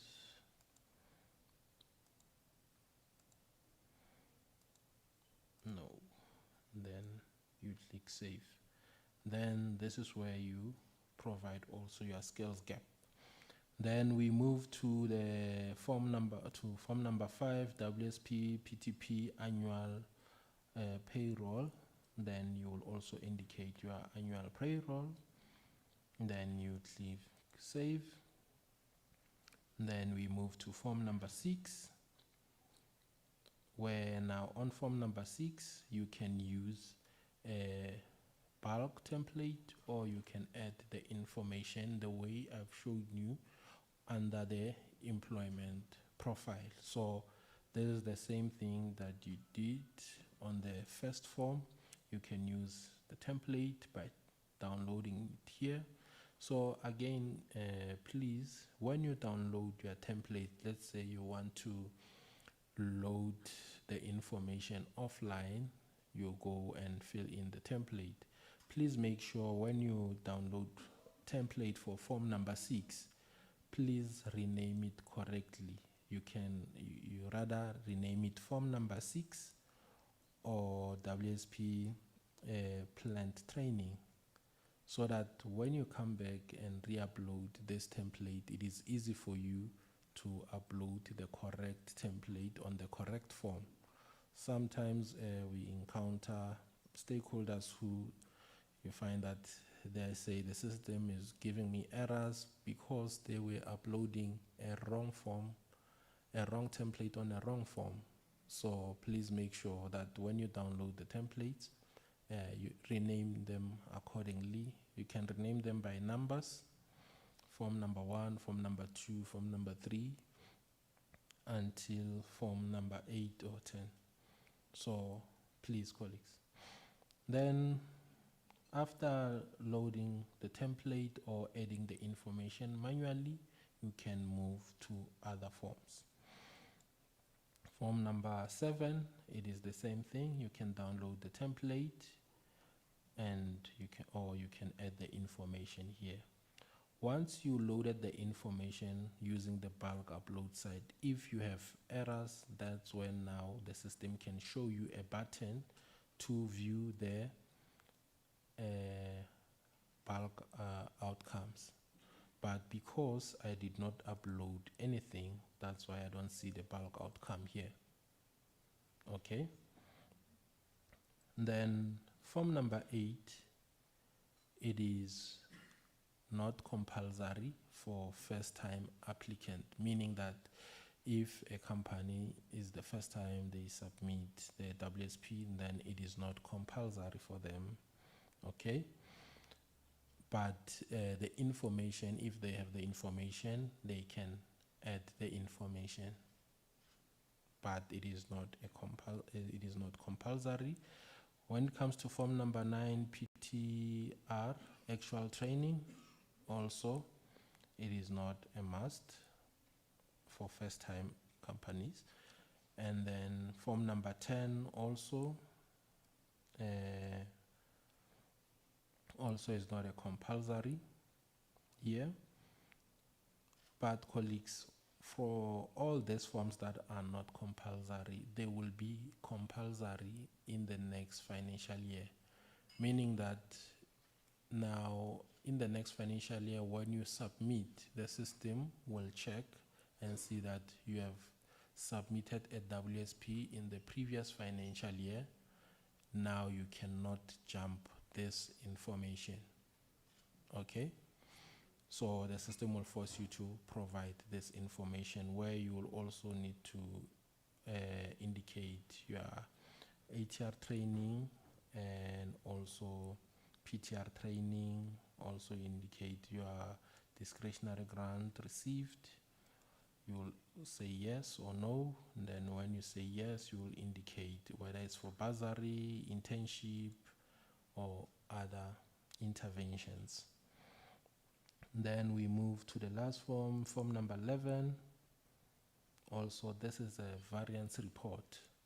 It is not a must because this is your first time. That's why you'll find 0 zeros here.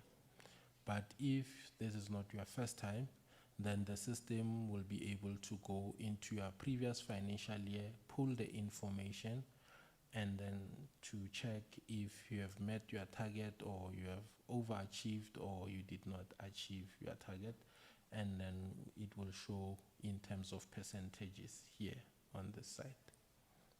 Okay. Then we come to the organizational survey.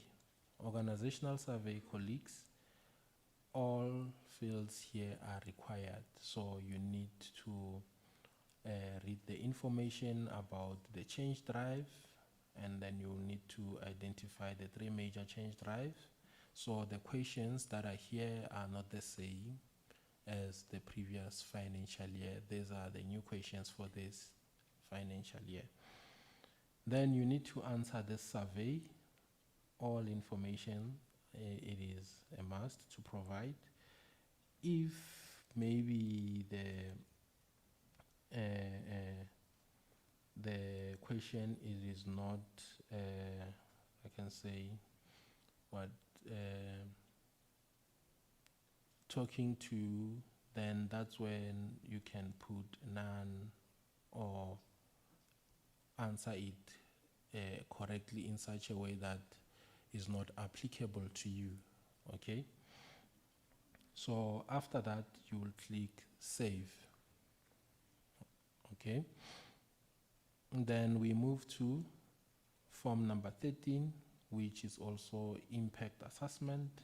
You will also need to provide your impact assessment here. And then you answer these few questions, then you click save, and then we move to attachments. Okay. Under attachments, you will print your authorization form. Currently, when I print my authorization form, because I have less than 50 employees, this is the authorization form. It only contains the authorizer and the SDF. But let me try and increase the number of my employees so that it can be more than 50. So I'll increase this number here.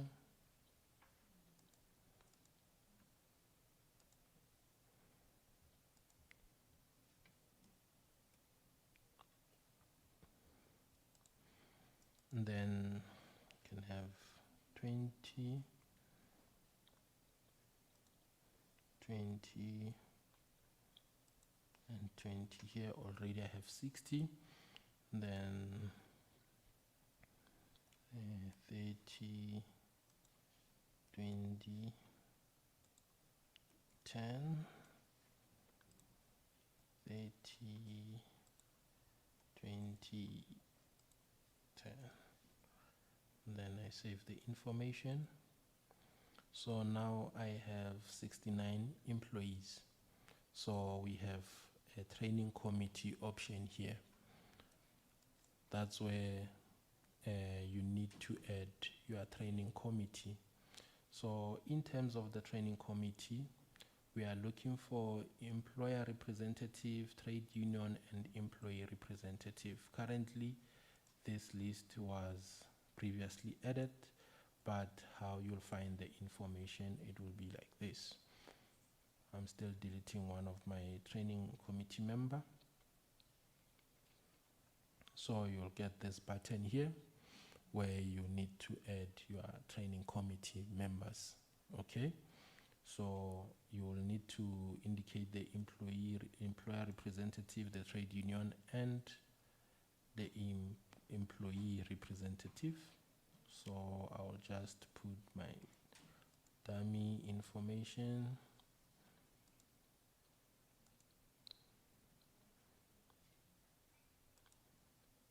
And then you also provide the emails. You provide the cell phone number, you indicate the ID type, or indicate the passport. Then you also indicate the role, which it is employee representative. So if you did not add the trade union and employer representative, the list will appear here. Then you select from here, you indicate the designation, you click save. Then you have your training committee representatives. Then when it comes to the authorization form, now when you print your authorization form, now it contains the information of the training committee here, okay? So for organizations that they have less than 50 employees, it is only the authorizer and the SDF that needs to sign. And for organizations that has more employees, they need, it also, the authorization form also includes the training committee members. Now you need to attach, if you see colleagues, we don't have a delete option on our attachment. So what you need to do when you attach a document, we only accept a PDF document. Let me not put this.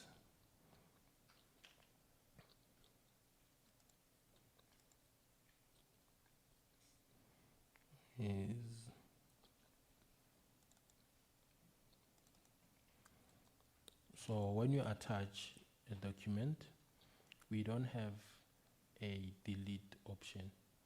So what you need to do, if you have attached this document, now you need to override it by re-uploading another document.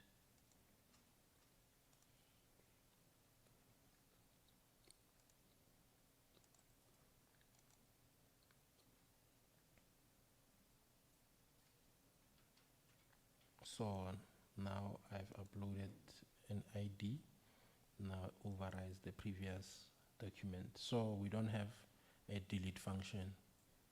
So after that, you need to upload your training, proof of training. So on proof of training, we can accept up to 5 attachments. So if you have more evidence, please combine your document, and your document, at least they must be less than 10 megabytes. Combine your documents and upload them here. So in terms of the proof of training, we are looking for transcript, training fact files, certificates of completion, and signed attendance registers. These are kind of information that we are looking for here. Okay, then you need to type in the type of a document that you are uploading. If it's a certificate, you type certificate, then you upload that document.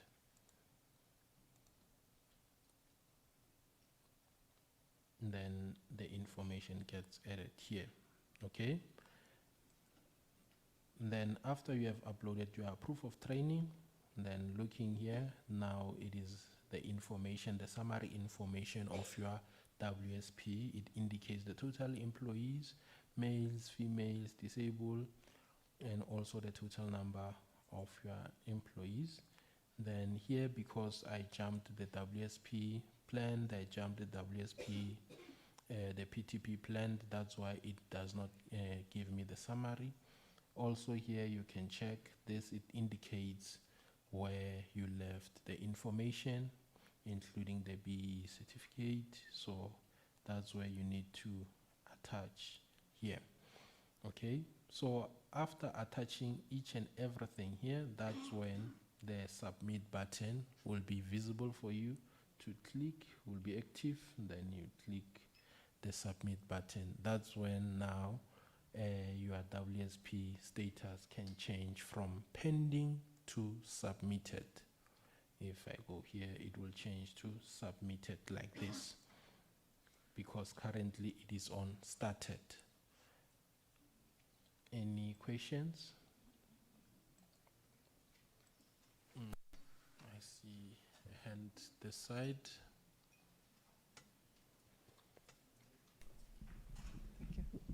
Can I talk? Echilandi, I quickly want to check on your common skills gaps form and then also the hard to fill vacancies. What if you don't have 3 interventions? You only have 2, because I've actually tested it, and if you don't put in 3, you actually can't move on. So if you've only got 1, do you fill the same one into all 3 of those fields and then just continue? Because it won't accept it if you don't fill in all 3. Because chances are that people might not have 3 interventions for each of those gaps that they want to address. Because we've got to choose internships, university placements, skills programs, short programs. Because otherwise people are just going to end up filling in random information there. Thank you. Anyone in the SSP colleagues who can answer this? I think the correct person to answer this is not here today, but we can look into that so that we can give you an option to jump if you only have 1, and then so that you can fill in only 1 that you are encountering. I think maybe by tomorrow we can activate that. Thank you.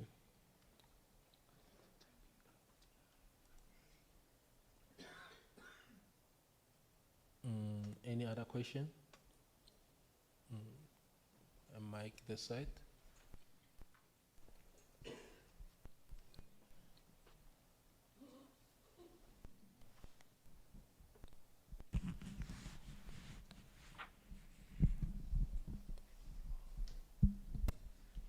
Sorry, also on the training committee, it gives you the 3 options: employer and representative, employee representative, and then trade union. But it's forcing you to, even though you don't have a trade union, It's forcing you to put something on the trade union.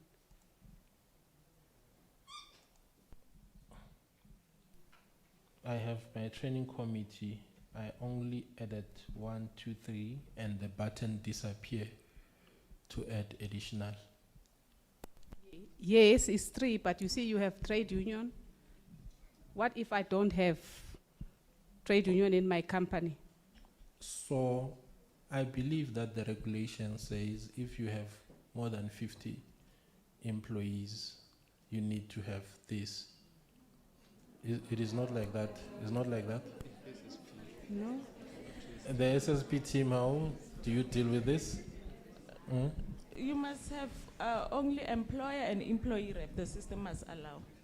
If they don't have training committee, it mustn't. Sorry?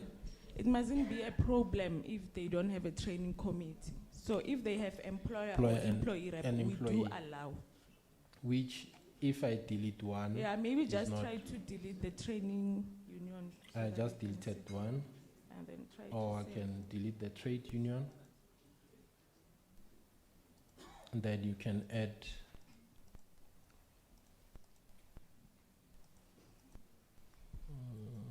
which email I've used.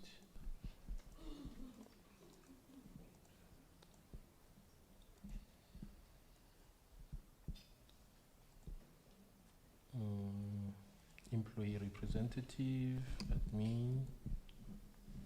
So it does allow. It does add, but the button, it will still be active. But when it goes to, let me go to submit and then provide all the information to check if it allows you to submit. If it does not allow you to submit, then that's when the issue is. Now I'll just submit some of the information that I've left quickly.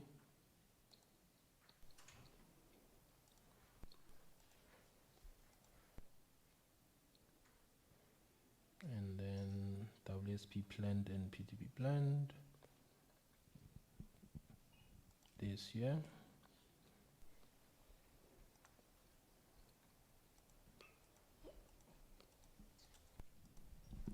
I'm trying to be quick so that we can look into that. I'll just only put one employee.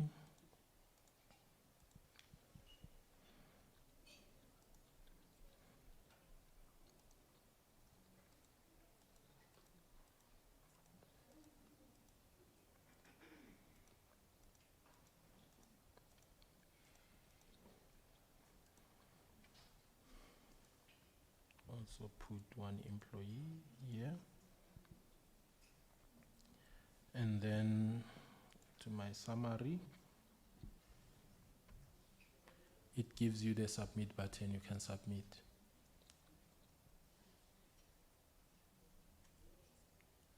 Okay. Yeah. So, no, don't leave it for now because, yes.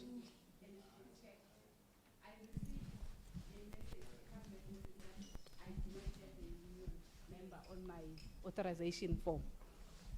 That's I'm just trying to check now. I think I've deleted that email, but I received a message coming back that I did not have a signature, a trade union person. So that's my question. I was just wondering, what if I don't have, we don't have? Union. Yes. So please make sure that when you, because the information that you add under training committee, it is the one that gets printed on your form. Yes. So please make sure that you don't include that person, because once you include a person, then when they evaluate, they can see that the third person did not sign. But if you left it, then only the people that are on the form can only sign. No? And then maybe also internally they hear that so that they don't return your application again for this kind of issue. Okay, all right. Thank you.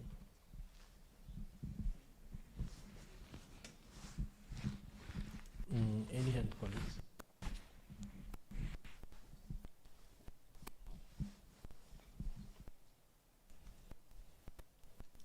No hands. Oh, there is one from that one.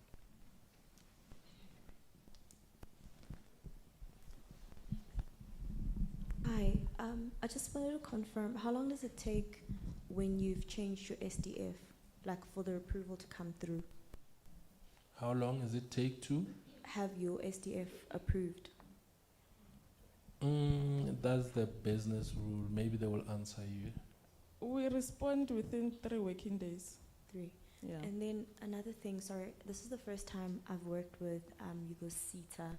Where would I be able to find the learners? So if I have learnerships that I'm running through, say, Services SETA, and I now need to have evidence of the learners that I have on the learnership with this SETA, because this is our registered SETA for our BBBE certificate verification, where would I get that on the system? Is your question about learning program or the... So my question is, when you have, well, to a degree, learning programs, so if you have learnerships that you're running, yes, you will register them with in this case, with Services SETA, because the program falls under Services SETA. Yes. But when we give them our levy number to show that this is for our SETA, which is MICT SETA. Okay. So what I'm asking is, where would I then find those learners to prove that they were linked back to our SETA as learners that we have with the company I'm with? You want to say, when can you load those learners? Because to find, it means now you still need to appoint them into the program. So they've been appointed already. This is for the previous financial time. I just want to So- see where on the system would I see the learners that we have. Remember, for you to see the learners on our system, they need to be loaded into our system. And if that's happened, where would I find them? So firstly, we'll need to identify if it is a funded program or non-funded program. Then the ETQA can assist you with that. If they need to be certificated by MICT SETA, then the ETQA will go take you through that process. But if you just need to record those learners, then they can also advise you how to record them. Okay. Yes.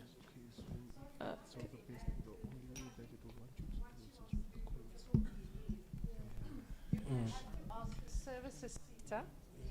Sorry, you're going to have to ask the Services SETA for proof of registration for your triple BE. You won't find them on the MICT SETA system unless you add them into your pivotal training report. Then when your verifier looks at your stuff during verification, they will see that you've indicated those learners, even though they were with Services SETA, you've captured them on your pivotal training report. But the proof of registration will be with the Services SETA, so you will have to ask the Services SETA for proof of that. In the past, MICT SETA used to also issue us letters to say, yes, we've got this learnership, but they're no longer doing it, if I'm correct in saying that. So get the proof from Services SETA and then capture on your your pivotal training report that you've done those learnerships, and that should be sufficient for your verification agent. Thank you, ma'am.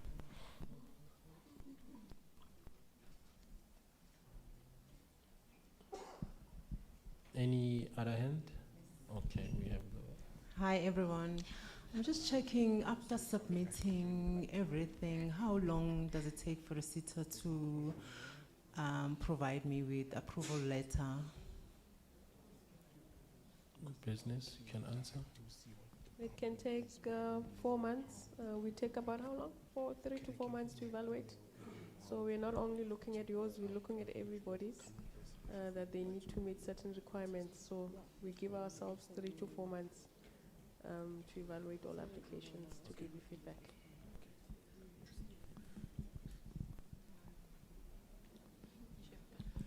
Is it possible to just change it to 2 months to 3 months? Because I'll tell you what, I always have a challenge whenever we have to having a B audit, and then I bother you guys. So I'm just saying, if I've submitted end of, or even before end of April, by August, I should be having that letter. Just saying. Unfortunately, we won't change the rules for you, but you're welcome to contact us to find out where your application is.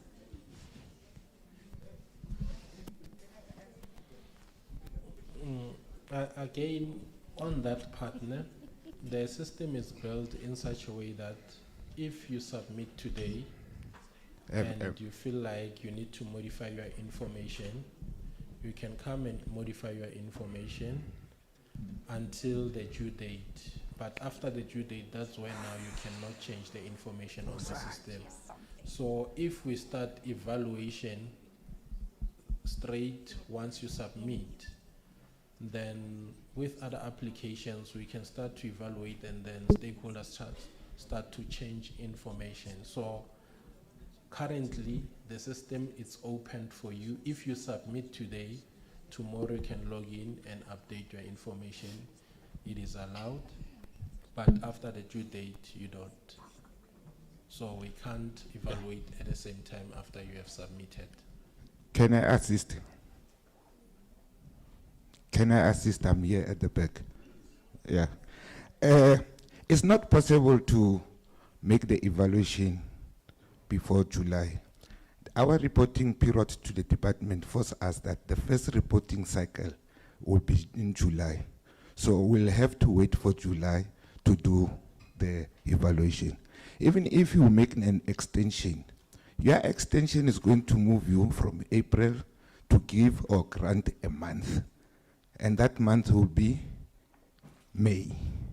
Then you finish your reporting cycle in July. That will be when you make your last reporting cycle, which means your first reporting cycle will go into the month of July. So it's not practical to make approval before.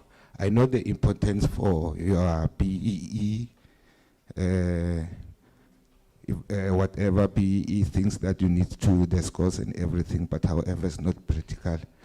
You have to bear with us. We will wish, but the reporting cycle does not allow that with the department. Thank you. Thank you, sir. Thank you. Hi everyone, my name is Zan. I just wanted to find out, I think I saw last year you guys conducted a similar workshop. It was posted on YouTube.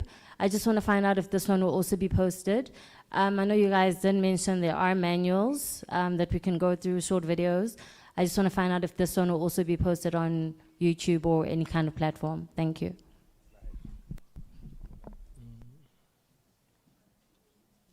Marketing? Hi. It is currently streaming now. Yeah, meaning that it is on YouTube. Okay. Thank you. Hi, Timothy. It's Vani here from Supergroup. I think I just want to make a suggestion, and I know and be so thankful that MICT. Oh, okay. On behalf of all the stakeholders that are here, I think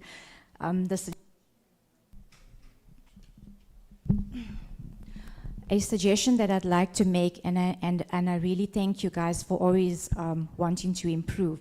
So in terms of speaking of efficiencies and all of the HR people that are here, if you look at how the system works in our world, as stakeholders, we look at HR systems and we're working with people. So those are our demographics.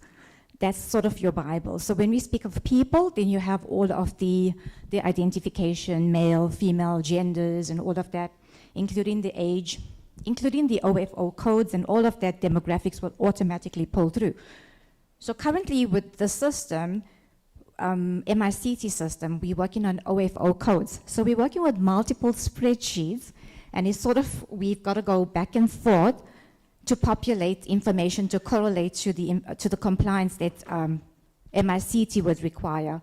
For an example, the rejected lines that you showed us now, which is a good example, it's not user-friendly in terms of the hit that it will give to you. So a hit should say, hey, Vani Padiachi, something's incorrect, whether it's the age or the race and so on. So when you say a line 114, we have to go back to the initial spreadsheet that we would have that will say to us, this is the person we're talking about, and then go and fix the line entry.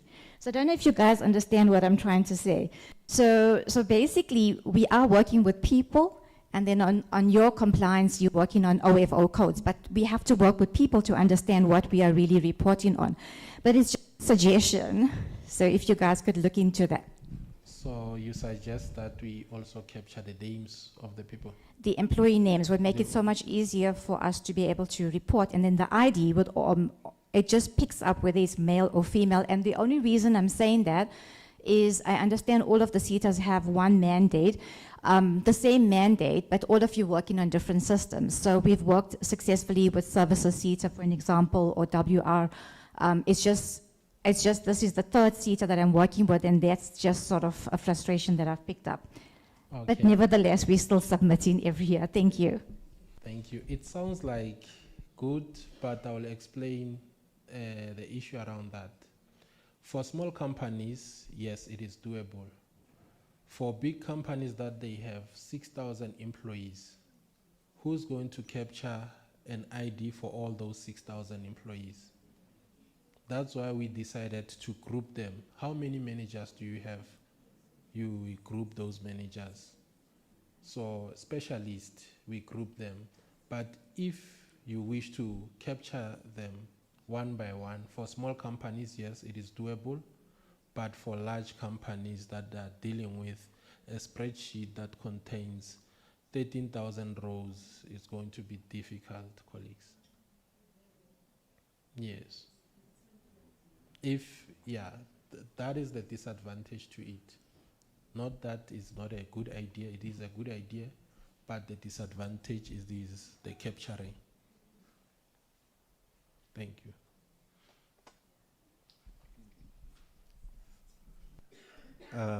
Hello, it's Retavile here from Ariston Global. So I just want to clarify to the lady here with the concern with regards to BBBE. So yes, it is mandatory that you need to have your WSP approved so that you can get recognized for BBBE. But then, however, you can still get recognized if you have submitted on time, and then the SETA is still reviewing your WSP submissions.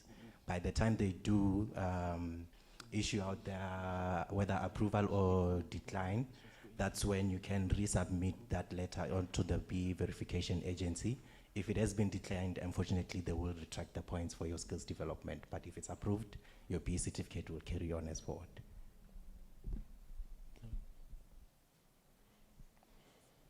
Colleagues, I think we are running out of time. Do we have any other questions?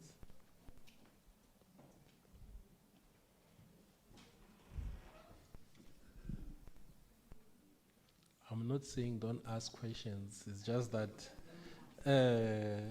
here, the time that I was given. Okay, if there is no other question, colleagues, that's the end of the presentation. Back to you, the speaker.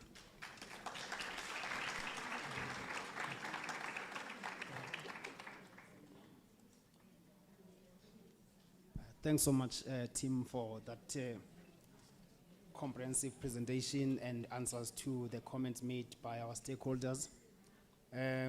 We're going to move now to the next presenter, which is going to be Mr. Louis Lebang. Is going to be presenting on the updated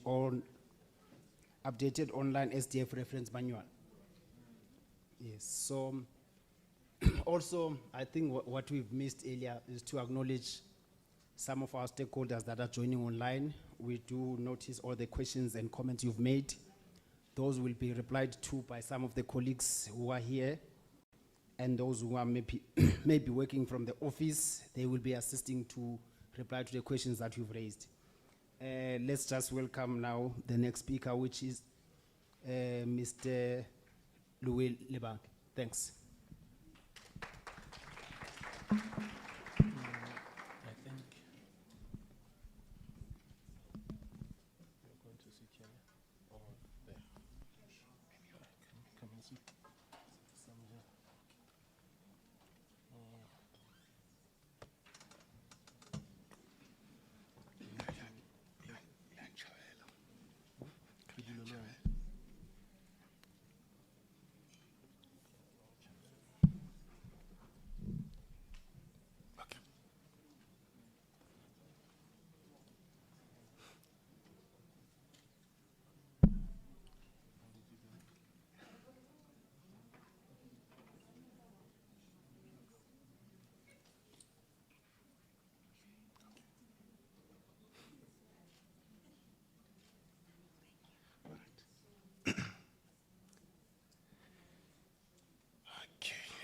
Good afternoon, colleagues. Good afternoon, colleagues. I understand that you are tired this afternoon. I'll just be quick, but we realize that it's very much important for you to have an information regarding this, the SDF reference manual update. So I will just be taking you through the overview of the update of the SDF reference manual. My name is Louis Lebang, as mentioned earlier on by my senior manager. So I'll just be taking you through this.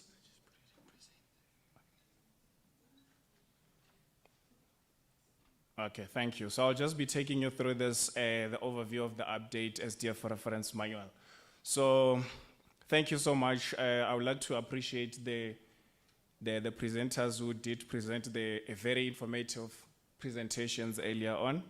And thank you so much, colleagues, for also your active participation in that, as well as raising your questions.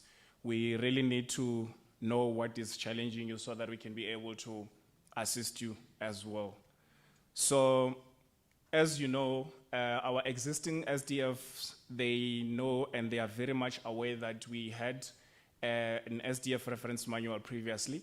So we decided to have an update of that an SDF reference manual because we realized that that SDF, it was not really balanced. So it was much of theoretical information. So with this update, we now have the balance of it. So it's gonna be the theory and the practical information on this SDF reference manual.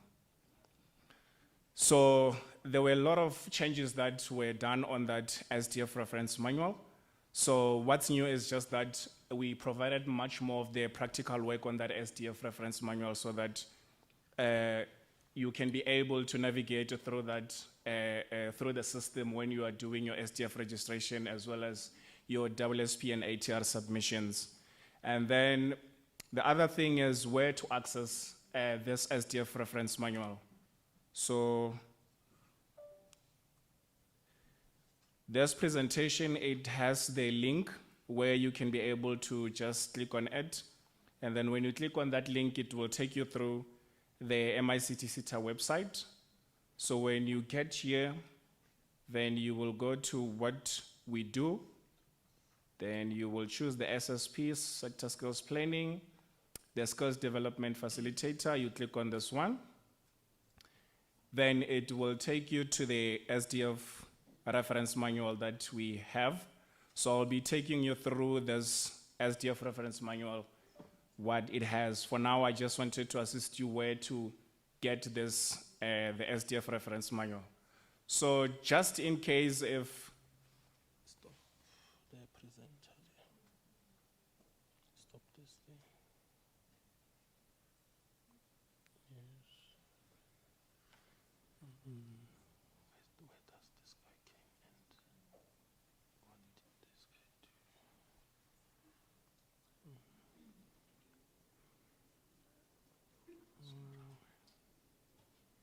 they came and changed something.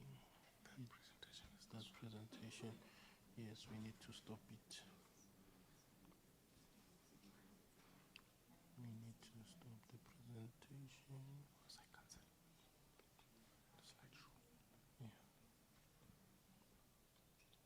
Yes. So. Yeah. So. Yeah. Okay. Thanks. Go to the presentation. Apologies, colleagues. I was not aware that you were not moving with me based on that presentation. So this is where we were. So I was just saying that you will click at this link. Okay, let me do this.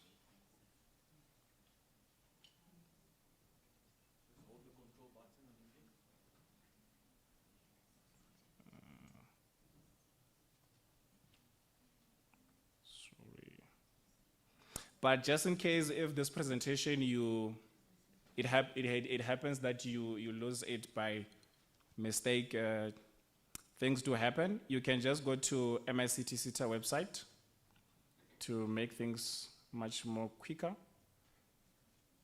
And then the website will open like this. Then you will come to what we do. You go to Sector Skills Planning, Skills Development Facilitator. You click on this one. Then the website will appear like this. Then you will be able to click on this SDF Reference Manual 2025. Then your SDF Reference Manual will appear like this from your site. So I'll take you through it just now.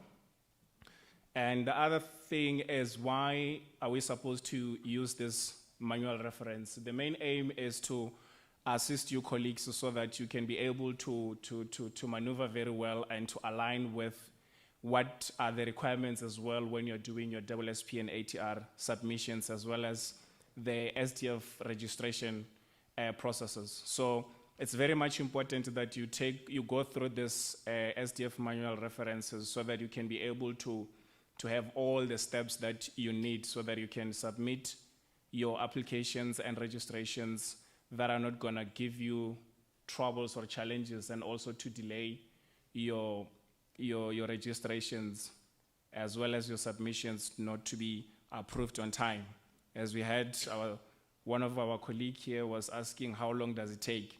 So if you don't go through this, you might have challenges in terms of submitting your WSP, and it will take time for us to evaluate it because it will be having challenges, and we are trying to avoid that, which is why we updated this SDF reference manual so that you can have easy steps and easier ways on dealing with everything.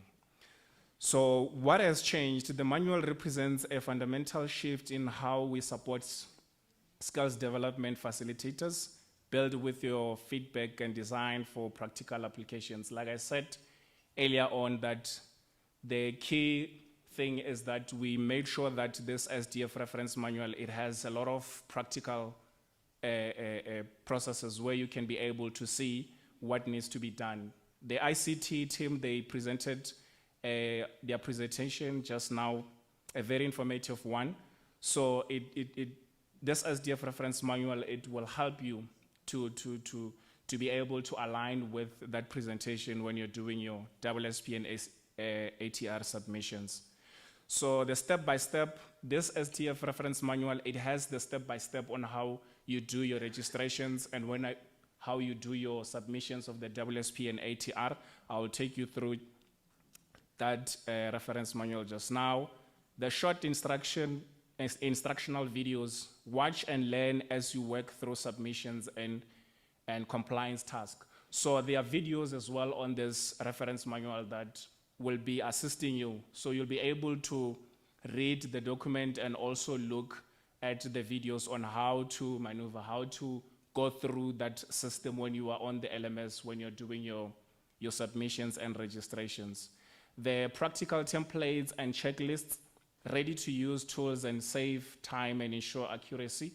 So I will also take you through this practical templates as well. This SDF manual, it has the templates that the templates and the checklist that are needed when you will be doing your submissions and registrations. So there's templates, there's a section where it has this practical templates. I'll take you through them just now. The clear explanations, real guidance, not just policy summarize, designed with SDF feedback. So the other thing is that we don't just want to give you the summary of what is happening. So this SDF manual, it gives you more information in details to understand and also to align with the mandatory grants as you're doing your submissions and registrations. So I'll just go back to the system. So this is our SDF reference manual, the updated one that we have. So this SDF will appear like this from your site as you have opened from that link from the website. So for now, I'll just have to take you through those tools and resources that I was talking about.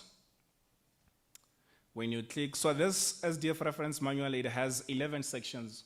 So it has, each and every section, it has the explanations and the practical processes on how you have to do your submissions and registrations. So for now, I'll just have to go to section number 9, which talks about the tools and the resources. So this SDF reference manual, it's very much friendly to use. So when you are on this reference manual, you can just go like this. It's like as if you are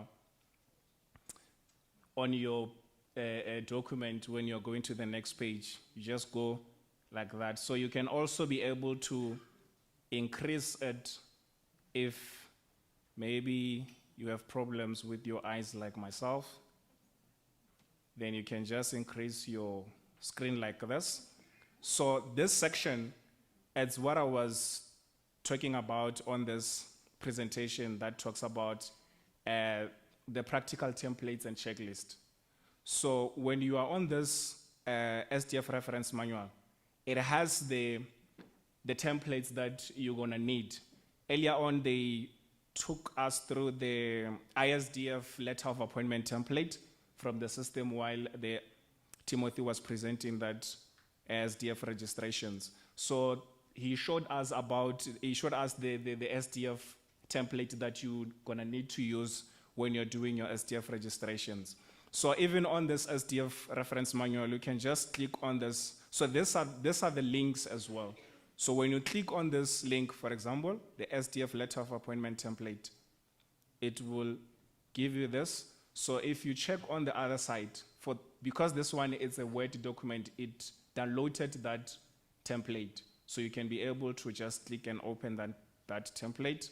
So it helps you to continue with your SDF registration quicker by avoiding this thing of calling us and sending emails requesting the template, whereas you can also go to your SDF reference manual and get it from there. So here is your template, easy and quicker. And again, I will show you with the other one. So we also have the inter-SETA transfer form. Same applies to SDF letter of appointment. You click on this one. So it says open in a new window. When you open it, there you go. You have your document, you have your inter-SETA transfer form. So what you need to do, you can just download it and fill the required information that you need to use. So all these resources from number 1 until number last, which is DET or full course presentations, when you click on each and every link here, so it will take you to the relevant template, and then you will be able to go through it much quicker. And then the other thing, I will take you to navigating the integrated learner management system. So these are the videos that I mentioned earlier on from my presentation, where it talks about the short instructional videos and also the step-by-step. And again, those who have problems with their eyes like myself, you can increase your screen like this. So these are the tutorial videos and the screenshots as well from this section number 10. So it tells you how to navigate through the system. So what you can do, this one, for the first one, we don't have a video for it, so it's only a matter of where to get an access for that. For example, if you want to register yourself as an SDF, you can just go to the MICT SETA website. I will show you. And don't say the guy skipped some of the steps. So with this one, it's the same as how Timothy showed us. So you come to Stakeholder Login, and then you're gonna click on the LMS Login. So this is what this SDF is showing us here on the first one. Then the second one, it shows you how to register as well. Let me do this. So with this one, the employment profile, if you can check this properly, it has the screenshot and also the video. So if this is the employment profile that Timothy took us through while he was doing the WSP submission processes. So there is the video. So what you can do, you can just click on the screenshot and look at what needs to be done, and you can also go to the video. When you click on that video, it will take you through this video. So this is a short video that shows you the same thing that Timothy was doing. So just in case if you forgot what Timothy was doing and was saying, so these are the short videos that we have. So when you go through this video, same thing that Timothy was doing. So the main aim, like I said earlier on for this SDF reference manual, is just to assist you to align yourself with the processes of WSP submission and the SDF registrations. So same applies to the other page. When you are doing your hard to fill vacancies, there's a screenshot and there's also videos. So you can be able to click on those videos and then you will be able to see them. And the other thing is like I said, that this SDF reference manual is very much friendly to use. You can also download this SDF reference manual as a PDF so that you can have it on your phone or on your PC to avoid this thing of now and then going to the LMS and trying to log in and do all of those stuff. So the question might be, where can I get this document? Where can I download this document? So you will go to, once you register yourself as an SDF, you will go to the SDF documents. On those SDF documents, there's a SDF reference manual. So you can click there and download that. Let me try to log in as well as an SDF registration to show you.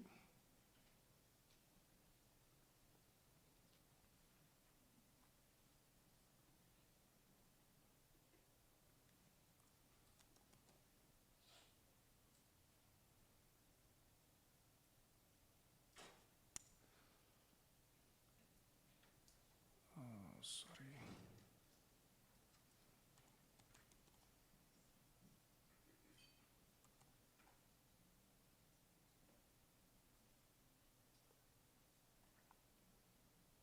So we don't want you to miss any step when you are doing this, because it will definitely delay your approval, whether it's an SDF registration or it's a WSP and ATR submissions. So I'm trying to, let me log out as an administrator and try to log in as an SDF so that you can see what I'm talking about.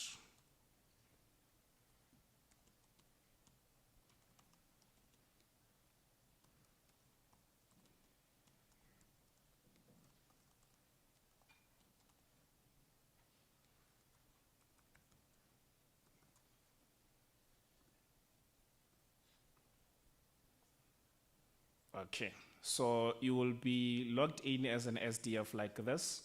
So what I was talking about is you will come here as an SDF, the SDF documents. So here is what I'm talking about, the SDF user reference manual. So you click on this one, and then you are able to download the document as an SDF. So the document will be either on your phone or on your laptop. So whenever you want to visit the document, it's very much quick. You can just go there and check the document. And the other thing is, with this SDF manual, you can be able to search any information that you are looking for. Let's just say you went through this SDF reference manual from section 1 until to the last section. So now you are here, you want to, let's say you want to go and check what does this SDF document say about the payroll. So you can just go to the search button.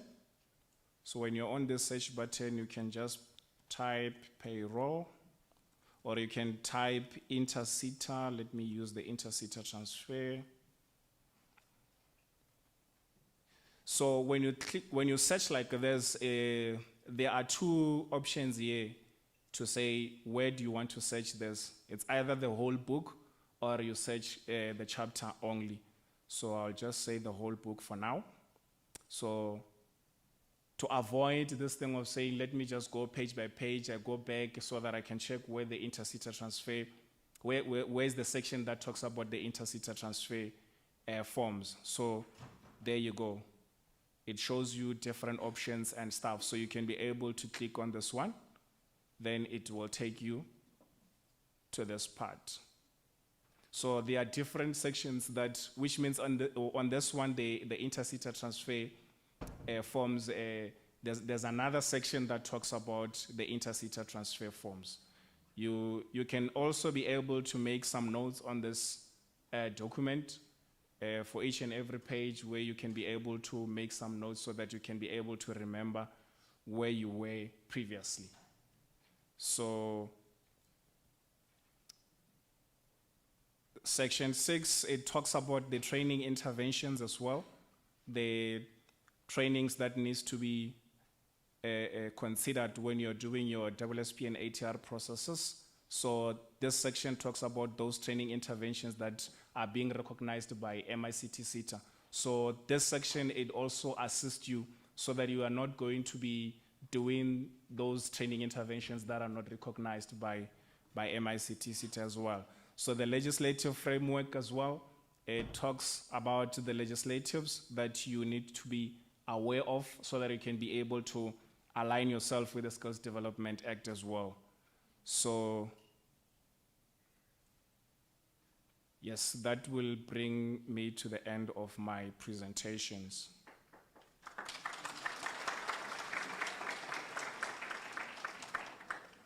I think we will take questions if there are questions.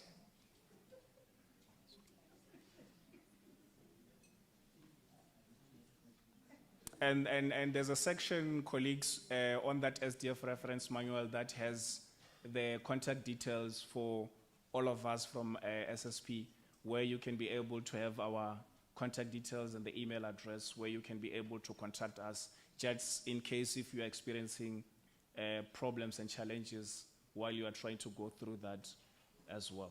So you can always use those email address to contact us, then we will be ready and available to assist you. Thanks so much, Louis, for that presentation. Colleagues, do you have any questions for Louis? No questions. You all covered. The right side, Baning Abantu was saying no. It seems like they are tired of the entire thing. Okay. I understand, colleagues, we started a bit late by 10 minutes or so. Maybe you already scheduled yourself to be done by this time. So I see there's, maybe we can entertain some couple of questions for Louis. And from there, then we can move to a closer by our senior manager.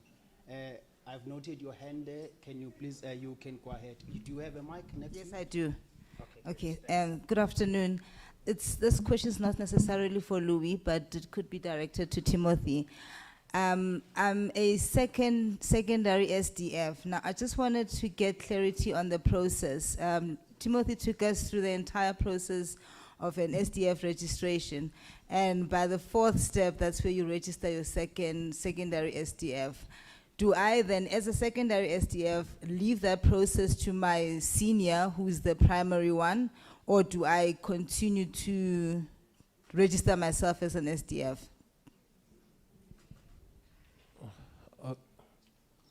Is it? Gimo? Oh, okay.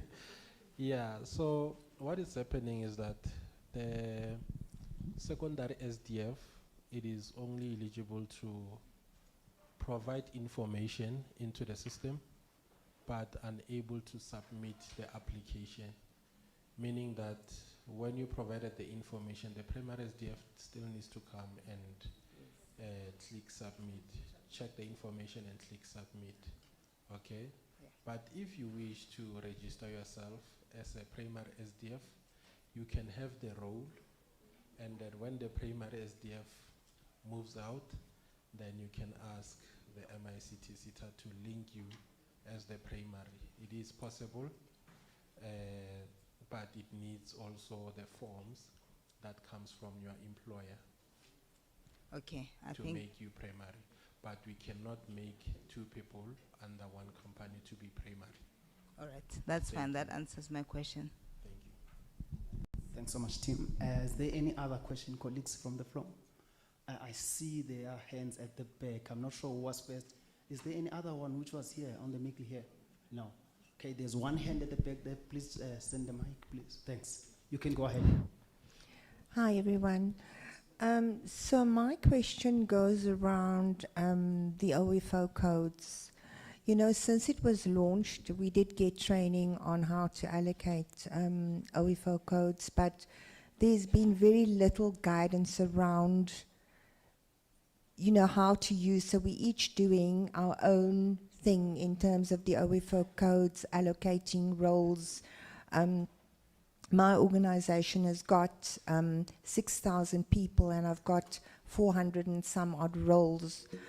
to match. So, you know, when we're doing, if we're utilizing OFO codes to give us insights into what is happening into the sector, and we're all using different codes for different roles, how does that make sense?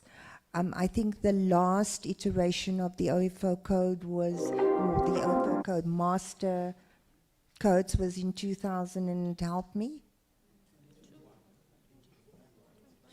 2021. We're sitting on, we're sitting on 2026. So if we're doing that, guys, for me, it doesn't make sense. It just doesn't make sense. We're not using individual names. We're not using roles. We're reporting on OFO codes that are outdated.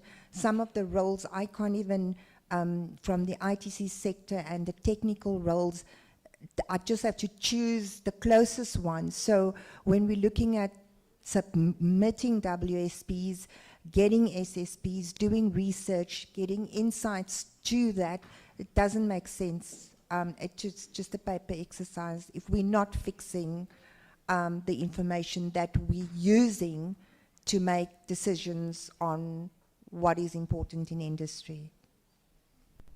Thanks so much, ma'am, for that question. I would like to ask maybe one of our managers to reply to that. I hope that is the last question. We are almost closing the session. I will give it to Ms. Mkwena to answer a question, ma'am. Maybe your comment. Also, Ms. Mkwena, if I may ask as you come to that, you also do the closure of the session. Thanks so much. Thank you, Abongile, and thank you for that question. Around the OFO codes, we did touch on earlier.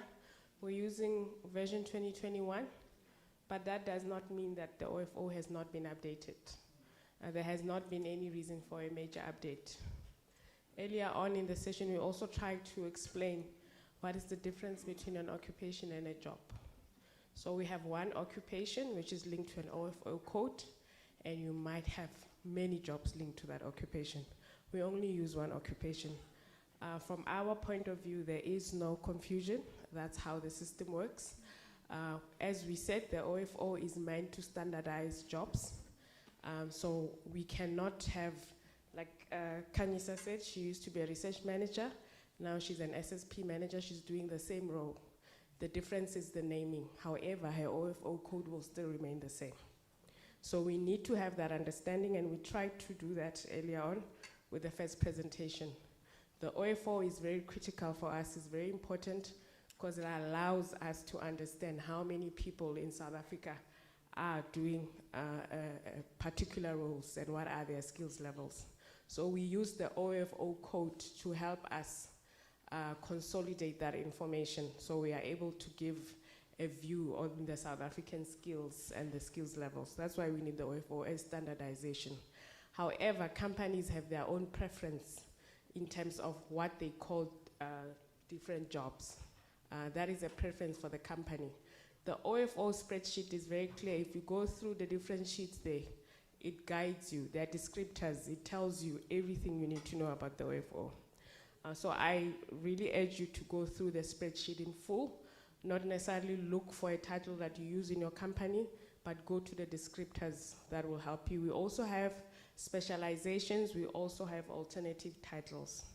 What I can tell you with the emerging skills now that we are seeing in terms of technology, they are not replacing the occupations that are there. They are adding on to it because these are skills gaps that we're actually experiencing. For example, now we have specialities in cybersecurity. You might find people in IT roles, but who don't necessarily have cybersecurity, who need cybersecurity. You won't find a cybersecurity qualification right now, but you'll find skills programs on cybersecurity, specialized skills programs, very expensive to go through, and they're not even that long, but they are responding to a skills gap as the emergence of technology. So the OFO is still very relevant, I can assure you, and the DHET has communicated that that is the correct version that we should be using. Should there be any updates, they will share them with us. When they do, it will still come as OFO 2021, but those updates will be embedded. So that's why we do updates on the system. When we opened the system on the 23rd of January, we had also updated whatever version we got from DHET of OFO version 2021. Whatever updates that they would have made would have reflected. And I also want to say it's the responsibility of industry to make those inputs to us. So if you come and you complain that this and that is not there, however, you have not taken the initiative to tell us, we have a change, this has changed, we would like to see this and that, and these are the reasons. There's an OFO steering committee at the Department of Higher Education and Training. All those submissions you make to us, we submit them to DHET. They have a committee that sits together also with the QCTO. They need to go through your application and see if it makes sense or not, if it's accurate or not. So they can allow it or decline it. So it's not even our decision, it's on the Department of Higher Education and Training's decision. So that's how it works. So if you have an occupation that you feel should be on the OFO and you have checked and you are sure that there's nothing on the OFO that represents what you're looking for, you are most welcome to submit that to us. If you're a professional body or if you do it with a professional body, it will also carry more weight for you to do that through us. We do work with professional bodies, even DHET on the steering committee. They also work with professional bodies and higher education institutions. So they look at your application holistically to see if it warrants an addition to the OFO. What I know is that the plan is for the OFO to actually be reduced. The number of occupations are still high. So the plan is actually gradually reduce it as well for standardization. So I hope I've answered that question. So I just want to run through my closing. I think most importantly, I want to thank you for coming through. Gauteng is our biggest province, and we always make sure that we come out in full force for Gauteng as well, because this is where most of our companies are. Most of our learners are here. Most of our SDFs are here. So Gauteng is actually the hub of training in South Africa. This is where the majority of our discretionary grant is spent. This is where the majority of our mandatory grant is paid. So Gauteng is very critical for us. We thank you for making the time. As we have indicated, we have made some updates, and I hope you've had the time to understand what the updates are. We've shared with you the resources. You can always go back and refresh your memory in terms of what was shared today. I would also like to thank the team from MICT SETA, especially the ICT team, who were here to support you, and the SSP team. This is not the end, as I've said, they are here. If you have anything that is still outstanding, you are most welcome to discuss it. Last reminder, make sure that if you have a query status WSP ATR, you finalize that before you submit by the end of March, basically, so that you can get your mandatory grant payment. Should it be approved, then you will be paid your tranche payments. I'm not sure if they will be made in tranches or it will be one amount, as you would have missed all the 3 quarters because yours was submitted at the end. However, remember that it's always important that your levy payments are up to date. We won't pay you a mandatory grant if your EMP 201 payments are behind. So that's also very critical. Based on that, I would like to render the session closed, and thank you very much for your time, and good luck with your applications.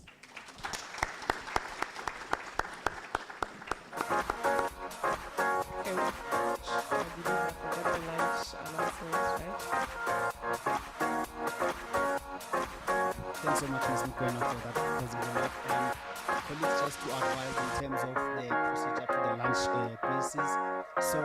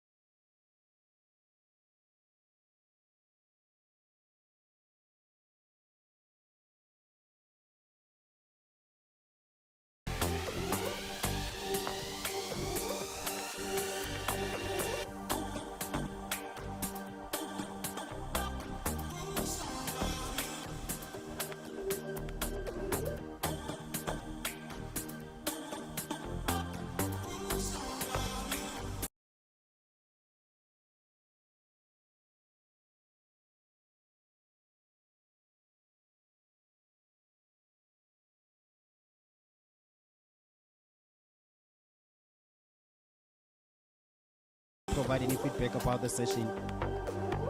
Thanks.